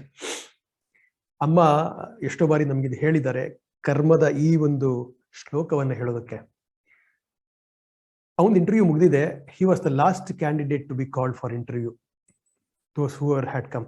ಹೊರಗಡೆಗೆ ಬಂದ, ಅಲ್ಲೆಲ್ಲ ಚೇರ್ಸ್ ಎಲ್ಲ ಸ್ಕ್ಯಾಟರ್ಡ್ ಆಗಿತ್ತು. ಅವನೇನ್ ಮಾಡ್ದ, ಲೇಟ್ ಆಗಿದೆ, ಅವ್ನು ಹೋಗ್ಬೇಕಾಗಿತ್ತು. ಅವನು ಹೋಗದೆ ಏನ್ ಮಾಡ್ದ, ಆ ಚೇರ್ ಸ್ಕ್ಯಾಟರ್ಡ್ ಆಗಿದ್ದ ಚೇರ್ಸ್ ಎಲ್ಲವನ್ನ ನೀಟಾಗಿ ಜೋಡಿಸಿ ಅದರ ಸ್ಥಾನದಲ್ಲಿ ಇಟ್ಟು ನೀಟಾಗಿ ಮಾಡಿ ಆ ಹಾಲ್ನ, ಇಂಟರ್ವ್ಯೂ ಹಾಲ್ನ ಅವನು ಹೋದ. ಇದನ್ನ ಇಂಟರ್ವ್ಯೂ ಪ್ಯಾನೆಲ್ ಅವರು CCTVನಲ್ಲಿ ನೋಡ್ತಾ ಕೂತಿದ್ದಾರೆ. ಅವ್ರಿಗೆ ಅನಿಸ್ತು, ಇವನನ್ನ ಕೇಳಬೇಕು ಅಂತ ಹೇಳಿ ಕರೆದ್ರು. ಏನಪ್ಪ ನೀನ್ ಯಾತಕ್ಕೆ ಮಾಡಿದೆ ಅದನ್ನ ಅಂತ. ಅವನು ಹೇಳ್ದ, ನೋಡಿ ಸ್ವಾಮಿ, ನನ್ನ ಮನೆಯಲ್ಲಿ ಈ ತರ ಹ್ಯಾಪೆಸಾರ್ಡ್ ಆಗಿದ್ರೆ ಫರ್ನಿಚರ್ಸು ಇತ್ಯಾದಿ, ನಾನು ಹೇಗೆ ಮಾಡ್ತಾ ಇದ್ನೋ ನನಗೆ ಇದು ಕೂಡ ನನ್ನ ಮನೆ ಅನ್ಸು, ನನ್ನದು ಅನಿಸ್ತು. ಹಾಗಾಗಿ ನಾನು ಅದನ್ನ ನೀಟಾಗಿ ಒಪ್ಪೋರ್ಣ ಮಾಡಿದೆ. ನೀವು ನನಗೆ ಕೆಲಸ ಕೊಡ್ತಿರೋ ಅಥವಾ ನೀವು ನಿಮ್ಮನ್ನ ಇಂಪ್ರೆಸ್ ಮಾಡಕ್ಕೋ ನಾನು ಮಾಡಲಿಲ್ಲ. ನನ್ನ ಒಂದು ನನಗೆ ಅನಿಸ್ತು, ನನ್ನ ಮನಸ್ಸಿಗೆ ಇದು ನನ್ನ ಮನೆ ತರಾನೇ, ಇಲ್ಲೆಲ್ಲ ಒಪ್ಪೋರ್ಣ ಮಾಡಬೇಕು ಅಂತ ಅದನ್ನ ಮಾಡಿದೆ ಅಷ್ಟೇ. ಅವಾಗ this particular fact impressed the panel, interview panel. ಇಲ್ಲಿ ಅದನ್ನೇ ಹೇಳ್ತಾ ಇರೋದು, ಕರ್ಮ ಮಾಡೋದಕ್ಕೆ ನಮಗೆ ಅಧಿಕಾರವಿದೆ. ಕರ್ಮದ ಹಿಂದೆ ಯಾವ ಮನೋಭಾವ ಮಾಡ್ತೀರಾ ಅದು ಕರ್ಮಯೋಗವಾಗಿಸುತ್ತೆ ಅಥವಾ ಕರ್ಮ ಬಂಧನವಾಗಿಸುತ್ತೆ. ಹಾಗಾಗಿ ನಾನು ಕರ್ಮ ಮಾಡೋದಿಲ್ಲ ಅನ್ನೋದಕ್ಕೆ ಸಾಧ್ಯವೇ ಇಲ್ಲ. ಮನಸ್ಸಿನ ಭಾವನೆ, ಆಲೋಚನೆಗಳು ಕೂಡ ಕರ್ಮವೇ. ಇಲ್ಲಿ ಕೃಷ್ಣ ಅದನ್ನ ಹೇಳ್ತಾ ಇದ್ದಾನೆ. ಭಗವದ್ ಕೃಪೆಯಿಂದ, ಭಗವದ್ ಶಕ್ತಿಯಿಂದ, ಗುರುಸ್ಮರಣೆಯಿಂದ ನೀನು ಯಾವ ಕರ್ಮ ಮಾಡ್ತೀಯೋ ಅದು ಕರ್ಮಯೋಗವಾಗುತ್ತೆ. ಅದು ನಿನಗೆ ಬಂಧನಕ್ಕೆ ಒಳಪಡಿಸೋದಿಲ್ಲ, ಚಿತ್ತಶುದ್ಧಿಯನ್ನ ಉಂಟು ಮಾಡುತ್ತೆ. ಚಿತ್ತಶುದ್ಧಿ ನಿನಗೆ ಜ್ಞಾನ ಯೋಗಕ್ಕೆ ಪ್ರವೇಶವನ್ನ ಕೊಡುತ್ತೆ. ಜ್ಞಾನದಿಂದ ಮೋಕ್ಷ ಸಾಧ್ಯ ಅಂತ ಕೃಷ್ಣ ಇಲ್ಲಿ ಹೇಳಿದ್ದಾನೆ. ಕರ್ಮಣ್ಯೇವಾಧಿಕಾರಸ್ತೆ ಮಾ ಫಲೇಶು ಕದಾಚನ ಮಾ ಕರ್ಮ ಫಲಹೇತುರ್ಭೂ ಮಾತೆ ಸಂಗೋಸ್ತ್ವ ಕರ್ಮಣಿ. ಇದು ಸೀಮಿತ ಅವಧಿಯಲ್ಲಿ ಶಂಕರರ ಭಾಷ್ಯದಿಂದ ಮೇಲ್ಭಾಗವನ್ನು ಮಾತ್ರ ತೆಗೆದುಕೊಂಡು ನಾನು ಇಲ್ಲಿ ನಿರೂಪಿಸೋದಕ್ಕೆ ಪ್ರಯತ್ನ ಪಟ್ಟಿದ್ದೇನೆ. ನಾನು ನಿನ್ನೆ ವೆಂಕಟೇಶ್ ಅವರೇ, ಪೈ ಸರ್, ನಾನು ಆಕ್ಚುಲಿ ಇಲ್ಲಿ ಕೇರಳಕ್ಕೆ ಬಂದು 1.5 ವರ್ಷ ಆಯ್ತು. ನನಗೆ ಮೈಸೂರಿನ ಸಂಪರ್ಕವೇ ಇಲ್ಲ, ಇವಾಗ ಕರ್ನಾಟಕದ ಸಂಪರ್ಕವೇ ಇಲ್ಲ. ಹಾಗಾಗಿ ನಿನ್ನೆ ಅವರು ಕಳೆದ ವಾರವೇ ವಿಷಯ ಕೊಟ್ಟಿದ್ರು ಕೂಡ, ಪೈ ಸರ್ ವೆಂಕಟೇಶ್ ಸರ್ ಹೇಳಿದ್ರು ಕೂಡ, ಈ ವಿಷಯವನ್ನು ಕೊಟ್ಟಿದ್ರು ಕೂಡ ನನಗೆ ಮನಸ್ಸಲ್ಲಿ ಅಳುಕಿತ್ತು. ಯಾಕಂದ್ರೆ ಕನ್ನಡದ ಒಂದು ಟಚ್ಚೆ ಬಿಟ್ಟು ಹೋಗ್ಬಿಟ್ಟಿದೆ. ಇಲ್ಲಿ ಮಲಯಾಳ ಭಾಷೆಯಲ್ಲಿ ಇರೋದ್ರಿಂದಾಗಿ ಕನ್ನಡದ ಟಚ್ಚೆ ಬಿಟ್ಟು ಹೋಗಿದೆ. ಅದು ಮಾತ್ರ ಅಲ್ಲ, ನಮ್ಮನ್ನ ನಾವು ಕೊಲ್ಕೊಳ್ಬೇಕು ಅಂದ್ರೆ ಒಂದು ಸೂಜಿ ಸಾಕು. ನಮ್ಮನ್ನ ನಾವು ಕೊಲ್ಕೊಳ್ಬೇಕು ಅಂದ್ರೆ ಒಂದು ಸೂಜಿ ಸಾಕು. ಇತರರನ್ನ ಕೊಲ್ಲಬೇಕು ಅಂದ್ರೆ ಚಾಕು ಬೇಕು. ಹಾಗೆಯೇ ಸತ್ಸಂಗ ಅನ್ನೋದು ಸ್ವಾಧ್ಯಾಯಕ್ಕೆ ನಾನು ಓದ್ಕೊಂಡು ಹೋದ್ರೆ ಸಾಕು. ಆದ್ರೆ ಸತ್ಸಂಗ ಕೊಡಬೇಕು ಅಂದ್ರೆ ಇತರರಿಗೆ ಅದು ಶಂಕರರ ಅಭಿಮತವನ್ನ, ಕೃಷ್ಣನ ಅಭಿಮತವನ್ನ ಯಥಾವತ್ತು ನಿರೂಪಣೆ ಮಾಡಬೇಕು ಅನ್ನೋದು, ಅದಕ್ಕೆ ಬಹಳ ತಯಾರಿ ಬೇಕಾಗುತ್ತೆ. ಹಾಗಾಗಿ ನನಗೆ ಸ್ವಲ್ಪ ಗೊಂದಲ ಇತ್ತು. ನಿನ್ನೆ ಅಮ್ಮ ಭಜನೆ ಮುಗಿಸಿ ಹೋಗ್ಬೇಕಂದ್ರೆ ಅಮ್ಮನ ಹತ್ರ ಹೋಗಿ, ನಾಳೆ ಈ ರೀತಿ ಒಂದು ಸತ್ಸಂಗ ಇದೆ, ಮನಸ್ಸಲ್ಲಿ ಬಹಳವಾಗಿ ಗೊಂದಲ ಇತ್ತು, ನಾನು ಹೇಗೆ ಮಾಡ್ತೀನೋ ಏನೋ ಅಂತಿತ್ತು. ಅಂದ್ರೆ ಕರ್ತೃತ್ವ ಭಾವ ಇತ್ತು ಅಂತ ಅರ್ಥ. ಸಣ್ಣದಾಗಿ ಹೇಳ್ಬೇಕು ಅಂದ್ರೆ ಕರ್ತೃತ್ವ ಭಾವ ಇತ್ತು. ಅಮ್ಮನಲ್ಲಿ ಹೋಗಿ ಹೇಳಿದೆ, ಈ ತರ ಒಂದು ಕಾರ್ಯಕ್ರಮ ಇದೆ, ಸತ್ಸಂಗ ಕಾರ್ಯಕ್ರಮ, ನಾಳೆ ಮಾತನಾಡೋದಕ್ಕೆ ಇದೆ ಅಮ್ಮ, ನೀವು ನನ್ನ ಜೊತೆಗೆ ಇರಬೇಕು, ನೀವು ಮಾತನಾಡಬೇಕು ಅಂತ ಹೇಳಿದೆ. ಅಮ್ಮ ಹೀಗೆ ನೋಡಿದ್ರು, ನೋಡಿ ನಕ್ಕಿದ್ರು, ಮುಂದೆ ಹೋದ್ರು, ನಿಂತ್ಕೊಂಡ್ರು, ಮತ್ತೆ ತಿರುಗಿದ್ರು, ಮತ್ತೆ ನನ್ನ ನೋಡಿ ನಕ್ಕಿದ್ರು, ಮತ್ತೆ ಒಂದು 5 ಹೆಜ್ಜೆ ಮುಂದೆ ಹೋದ್ರು, ಮತ್ತೆ ನಿಂತ್ಕೊಂಡು ನನ್ನ ಕಡೆ ಹೀಗೆ ತಿರುಗಿ ನೋಡಿ ನಕ್ಕಿದ್ರು. ಅಲ್ಲಿಗೆ ನನ್ನ ಮನಸ್ಸಿನ ಎಲ್ಲ ಗೊಂದಲಗಳಿಗೂ ಕೂಡ ನಿವಾರಣೆಯಾಗಿ ಹೋಯಿತು. ಮಾತ್ರ ಅಲ್ಲ, ಇವತ್ತು ನನ್ನ ಮಟ್ಟಿಗೆ ಇಷ್ಟರ ಮಟ್ಟಿಗೆ ಕನ್ನಡವನ್ನ ತಪ್ಪಿಲ್ಲದೆ ಮಾತನಾಡ್ತಾ ಇದ್ದೇನೆ. 1.5 ವರ್ಷ ಭಾಷಾ ಪ್ರಯೋಗವಿಲ್ಲದೆ, ಬಹಳ ಸೀಮಿತವಾಗಿ ಭಾಷಾ ಪ್ರಯೋಗ ಇಟ್ಟುಕೊಂಡು ಇಷ್ಟು ವಿಸ್ತಾರವಾದಂಥ ಶಂಕರರ ಭಾಷ್ಯವನ್ನ ನಿಮಗೆ ಒಂದಷ್ಟಾದ್ರೂ, ಕಿಂಚಿತ್ತಾದ್ರೂ, ಒಂದು ಬಿಂದುವಾದ್ರೂ ಹೇಳೋದಕ್ಕೆ ಸಾಧ್ಯವಾಗಿರೋದು ಅಮ್ಮನ ನೆನ್ನೆಯ ಆ ಆಶೀರ್ವಾದದಿಂದ, ಅಮ್ಮನ ನನ್ನ ಮನಸ್ಸಿನಲ್ಲಿರುವ ಸಾನ್ನಿಧ್ಯದಿಂದ. ಎಲ್ಲರಿಗೂ ಕೂಡ ಗೀತಾಚಾರ್ಯರ ಕೃಪೆಯಿಂದ ಭಗವದ್ಗೀತೆಯ ಮಹತ್ತರವಾದಂಥ ಉಪದೇಶವನ್ನ ನಾವು ಅಧ್ಯಯನ ಮಾಡಿ, ಮನನ ಮಾಡಿ, ನಮ್ಮ ಜೀವನದಲ್ಲಿ ಅಳವಡಿಸಿಕೊಂಡು ಮನುಷ್ಯ ಜನ್ಮದ ಚರಮ ಲಕ್ಷ್ಯವಾದಂಥ ಏಕಮೇವ ಪುರುಷಾರ್ಥವಾದ ಬಂಧನ ಮುಕ್ತ ಕಡೆಯಲ್ಲಿ ಧನ್ಯೋಸ್ಮಿ ಅನ್ನುವ ಮೋಕ್ಷ ಪದವನ್ನ ಪಡೆಯೋದಕ್ಕೆ ಸಾಧ್ಯವಾಗಲಿ ಅಂತ ಗೀತಾಚಾರ್ಯನಲ್ಲಿ, ಶಂಕರರಲ್ಲಿ, ಅಮ್ಮನಲ್ಲಿ ಪ್ರಾರ್ಥಿಸ್ತಾ ಈ ವಚನ ಪುಷ್ಪಗಳನ್ನ ಅಮ್ಮನ ಪಾದಾರವಿಂದಗಳಿಗೆ ಸಮರ್ಪಿಸ್ತೇನೆ. ಓಂ ನಮಃ ಶಿವಾಯ. ವಂದನೆಗಳು ಸ್ವಾಮೀಜಿ. ಕೆಲವು ಪ್ರಶ್ನೆ ಏನಾದ್ರು ತಗೋಬೋದಾ ತಾವು? ಸಮಯ ಇದೆಯಾ ತಮ್ಮ ಹತ್ರ? ಆಗ್ಬಹುದು. ಯಾಕಂದ್ರೆ ನೀವು 5:15 ಅಂತ ಹೇಳಿದ್ರಿ, ಆಲ್ರೆಡಿ 5:25 ಹತ್ರ ಬರ್ತಾ ಇದೀವಿ ಹೆಚ್ಚು ಕಮ್ಮಿ. ಹೌದು. ಆ ದೃಷ್ಟಿಯಿಂದ ಯಾರಿಗಾದ್ರೂ ಪ್ರಶ್ನೆ ಕೇಳ್ಬೇಕು ಅಂತ ಇದ್ರೆ ದಯವಿಟ್ಟು ಅನ್ಮ್ಯೂಟ್ ಮಾಡ್ಕೊಂಡು ಕೇಳಿ. ನೀವು ಕೇಳೋ ತನಕ ನಂದೊಂದು ಪ್ರಶ್ನೆ ಇದೆ, ಸ್ವಾಮೀಜಿ ಅವ್ರನ್ನ ನಾನೇ ಮೊದಲು ಕೇಳ್ಬಿಡ್ತೀನಿ, ಅವಕಾಶ ಉಪಯೋಗಿಸ್ಕೊಂಡ್ ಬರೋಣ ಅಂತ. ಗುರುಜಿ ಒಂದು ನಿಮಿಷ, ಅವರು ವಿಜಯ್ ಫೌಂಡೇಶನ್ ಅವ್ರು ಹೇಳಿ. ಬಹಳ ಹೊತ್ತಿಂದ ಅವರು ಪಾಪ ತಮಗೆ ಮಗು ಹತ್ರ ಮಾತಾಡಿಸ್ಬೇಕು ಅಂತ ಇದ್ರೆ ಫಸ್ಟ್ ಅವ್ರು ಮಾಡ್ಬಿಡ್ಲಿ, ಅವ್ರನ್ನ ನಾನು ಮಾತಾಡ್ತೀನಿ.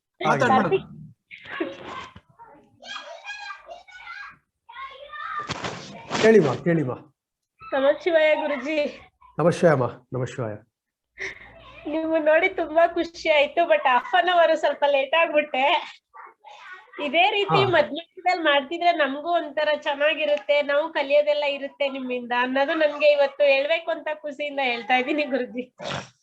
ತುಂಬಾ ಸಂತೋಷ. ಇದರ ಒಂದು ಈ ಸತ್ಸಂಗದ ಒಂದು ಅವಕಾಶವನ್ನ ಮಾಡಿಕೊಟ್ಟಿರ್ತಕ್ಕಂತಹ ವಿಜಯ್ ಫೌಂಡೇಶನ್ ಅವ್ರಿಗೆ ಹಾಗೂ ಹಾರ್ಟ್ಫುಲ್ ಫೌಂಡೇಶನ್ ಅವ್ರಿಗೆ ಅಭಿನಂದನೆ ಸಲ್ಲಿಸಬೇಕು.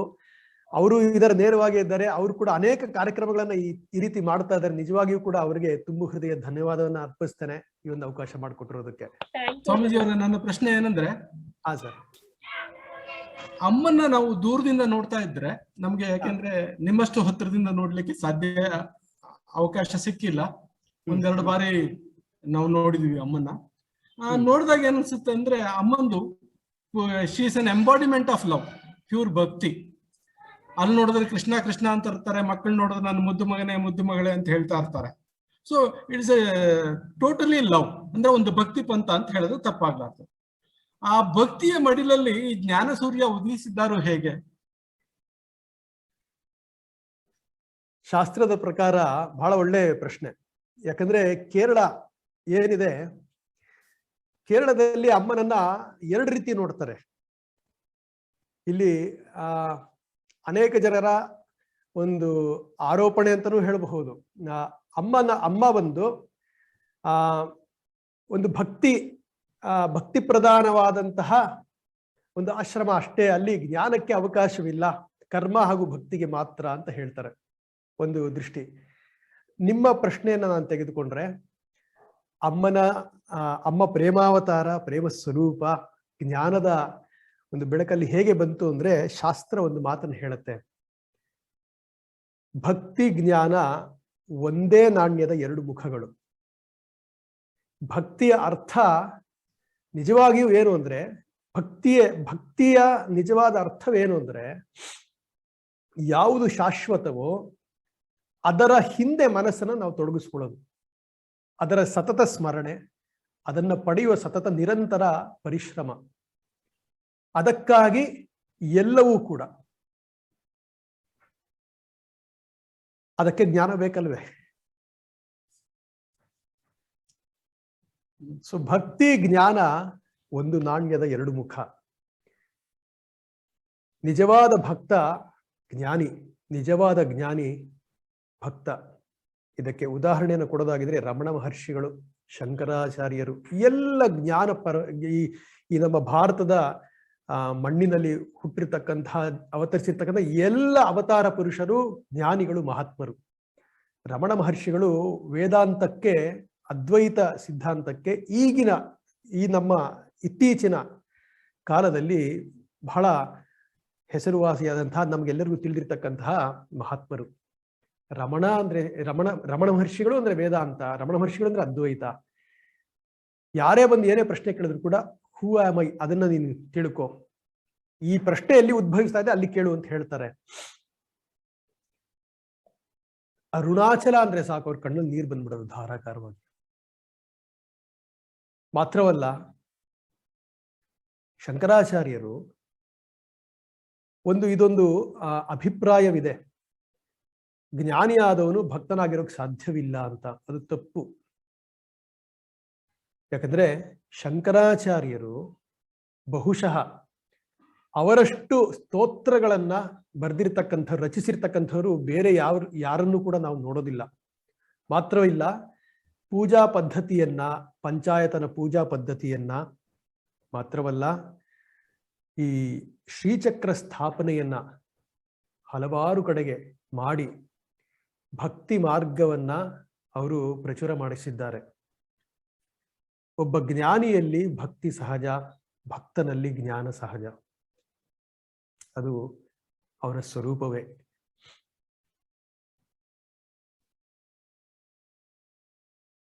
ಇನ್ಯಾರ್ದಾರು ಏನಾದ್ರು ಪ್ರಶ್ನೆ ಇದ್ರೆ ಅನ್ಮ್ಯೂಟ್ ಮಾಡ್ಕೊಂಡು ಕೇಳಿ. ಸ್ವಾಮೀಜಿ, ನಾನ್ ನಿಮ್ಮ ಮಾಮಿ ಶುಭ ನೋಡ್ದೆ, ನಿಮ್ದು ತುಂಬಾ ಚೆನ್ನಾಗಿತ್ತು, ತುಂಬಾ ಮನ್ಸಿಗೆ ಚೆನ್ನಾಗ್ ಅನ್ಸ್ತು, ಮನಸ್ ನೆಮ್ಮದಿ ಆಯ್ತು. ಚೆನ್ನಾಗಿದೆ, ನೀವ್ ಇದೇ ತರ ಮಾಡಿ. ಧನ್ಯವಾದಗಳಮ್ಮ. ಬೆಂಗಳೂರು ಮಾಮಿ ಶುಭಾ ಮಾಮಿ ಮಾತಾಡ್ತಿರೋದು. ನಮಃಶಿವಾಯ. ನಮಃಶಿವಾಯ. ನಮಃಶಿವಾಯ. ಬಹುಶಃ ಈ ಸಂದರ್ಭದಲ್ಲಿ ಮಾತು ಹೇಳೋದು ತಪ್ಪಾಗ್ಲಾರ್ದು ಅನ್ಸುತ್ತೆ. ಸ್ವಾಮೀಜಿ ಅವರಿಗೆ ಬಹಳಷ್ಟು ನಾನು ಒಂಥರ ಗೋಳಿಕೊಂಡಿದ್ದೀನಿ ಅಂತ ಕಾಣುತ್ತೆ ಈ ವಿಷಯದಲ್ಲಿ. ಇವತ್ತಿನ ಟಾಕಿಗೆ ಅದೇ ಕಾರಣ ಇರ್ಬೋದು. ಅವ್ರಿಗೆ ಸಮಯ ಇಲ್ಲ ಅಂದ್ರೂ ಸಹ ಅವ್ರಿಗೆ ಆಕ್ಚುಲಿ ಸಪ್ತಾಹ ಮಾಡಕ್ ಕೇಳಿದ್ ನಾವು. ಕೇಳ್ಬೇಕಾದ್ರೆ ಸಪ್ತಾಹ ಮಾಡ್ಲಿಕ್ಕೆ ಕೇಳಿದೆ. ನಂತರ ಅದು ಒಂದು ದಿನದ ಟಾಕಿಗೆ ಬಂದು ನಿಂತ್ಕೊಂತು. ಅವ್ರಿಗೆ ಇವತ್ತು ಸಮಯ ಎಲ್ಲ, ಸ್ಟುಡಿಯೋ ಬೇರೆಯವರು ಬುಕ್ ಆಗಿದೆ ಅಂತ ಹೇಳ್ತಾ ಇದಾರೆ. ಆ ದೃಷ್ಟಿಯಿಂದ ಕೊನೆಯ ಒಂದು ಪ್ರಶ್ನೆಯನ್ನ ತಗೊಂಡು ನಾವು ಸ್ವಾಮೀಜಿ ಅವ್ರಿಗೆ ಅನುವು ಮಾಡ್ಕೊಳ್ಳೋಣ. ಪಾಪ ಅಲ್ಲಿ ಸ್ಟುಡಿಯೋಗೆ ತೊಂದರೆ ಆಗ್ಬಾರ್ದು. ಅವರು 5 ಗಂಟೆಗೆ ನಾನು ಮುಗಿಸ್ಬೇಕು ವೆಂಕಟೇಶ್ ಅಂತ ಹೇಳಿದ್ರು. ಸೊ 5:15 ಅವ್ರು ಇದೊಂದು ಕಾಣುತ್ತೆ. ಮಧು, ಹಲೋ ಮಧು. ಇದ್ದೇನೆ. ನೆಕ್ಸ್ಟ್ ಪ್ರಶ್ನೆಗೆ ಉತ್ತರ ಆದ್ಮೇಲೆ ದಯವಿಟ್ಟು ವೋಟ್ ಆಫ್ ಥ್ಯಾಂಕ್ಸ್ ಮಾಡ್ಬೇಕು. ಆಗಬಹುದು. ಇನ್ಯಾರ್ದಾರು ಪ್ರಶ್ನೆ ಇದೆಯಾ ಅಥವಾ ವೋಟ್ ಆಫ್ ಥ್ಯಾಂಕ್ಸ್ ಹೋಗೋಣ? ನಾನು ಕೇಳಬಹುದಾ? ಹಾ, ನಮಃಶಿವಾಯಮ್ಮ. ನಮಃಶಿವಾಯ. ಕೇಳಿ, ಖಂಡಿತ ಕೇಳಿ. ನಮಃಶಿವಾಯ ಸ್ವಾಮಿ. ತುಂಬಾ ದಿವಸ ಆಗಿತ್ತು ಸತ್ಸಂಗ್ ಕೇಳಿ, ತುಂಬಾ ಸಂತೋಷ ಆಯ್ತು. ಮತ್ತೆ ವಿದ್ಯಾ ಫೌಂಡೇಶನ್ಸ್, BR ಪೈ ಅವರು ಮತ್ತೆ ವೆಂಕಟೇಶ್ ಅವರು, the whole team behind today's excellent satsang. I am very grateful. Swamiji, ಒಂದೇ ಒಂದು, ಜ್ಞಾನದ ಪರಾಕಾಷ್ಠೆ ಇಸ್ ಭಕ್ತಿ, और ಭಕ್ತಿಯ ಪರಾಕಾಷ್ಠೆ ಇಸ್ ಜ್ಞಾನ. ಜ್ಞಾನ ಇನ್ ದ ಸೆನ್ಸ್ ನಮ್ದು ಫಾರ್ಮಲ್ ಎಜುಕೇಶನ್ ಅಲ್ಲ, ಜ್ಞಾನ ಆತ್ಮನಿರ್ಭರ, ಹೌದೇ? ಹೌದಮ್ಮ, ಹೌದು. ಆವಾಗ ನಮ್ಗೆ BA, BSc, B.Ed, BE, MBBS ಅದೆಲ್ಲ ಬರೋದಿಲ್ಲ. ಜ್ಞಾನ ಇಸ್ ಇನ್ಸೈಡ್, ಹೌದಲ್ವೇ? ಹೌದಮ್ಮ. ನಿಮ್ಮ ಪ್ರಶ್ನೆಗೆ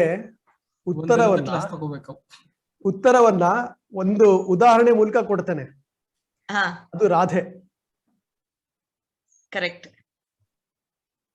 ಜ್ಞಾನದ ಪರಾಕಾಷ್ಠೆ ಭಕ್ತಿ, ಭಕ್ತಿಯ ಪರಾಕಾಷ್ಠೆ ಜ್ಞಾನ, ಎರಡು ಅದರಲ್ಲಿ ಅಭೇದ್ಯ. ಅದು ಎರಡೂ ಒಂದೇ. ಯಾಕೆ ಹೇಳ್ತಾ ಇದ್ದೇನೆ ಅಂದ್ರೆ, ಜ್ಞಾನ ಏನು? ಆತ್ಮಜ್ಞಾನ. ಅಹಂ ಬ್ರಹ್ಮಾಸ್ಮಿ, ಇರೋದು ನಾನೊಬ್ಬನೇ. ಸರ್ವಂ ಕಲ್ವಿದಂ ಬ್ರಹ್ಮ, ಎಲ್ಲವೂ ಅದೇ ಬ್ರಹ್ಮ ವಸ್ತುವೆ, ಎಲ್ಲವೂ ಅದೇ ಚೈತನ್ಯ ಸ್ವರೂಪವೇ, ಎಲ್ಲದರಲ್ಲಿ ಅದೇ ಚೈತನ್ಯವೇ ಇರೋದು, ಅದೇ ಇರೋದು, ಬೇರೆ ಯಾವುದು ಎರಡಿಲ್ಲ, ಅಭೇದ್ಯ ಅಲ್ವೇ? ಭಕ್ತಿಯ ಪರಾಕಾಷ್ಠತೆಯಲ್ಲಿ ನಾವು ನೋಡೋದಾಗಿದೆ, ರಾಧಾ ಜೀವನವನ್ನ ನೋಡಿದ್ರೆ, ಅಮ್ಮನ ಜೀವನದಲ್ಲಿ ನೋಡೋದಾಗಿದ್ರೆ, ಶ್ರೀರಾಮಕೃಷ್ಣ ಪರಮಹಂಸರ ಜೀವನದಲ್ಲಿ ನೋಡಿದ್ರೆ, ಶ್ರೀರಾಮಕೃಷ್ಣರು ಕಾಳಿಯ ವಿಗ್ರಹವನ್ನ ಪೂಜೆ ಮಾಡ್ಬೇಕಂದ್ರೆ ಕಾಳಿಯ ನೈವೇದ್ಯವನ್ನ ಕೊಡೋ ಬದಲಿಗೆ ಅವರೇ ತಗೊಳ್ತಾ ಇದ್ರು.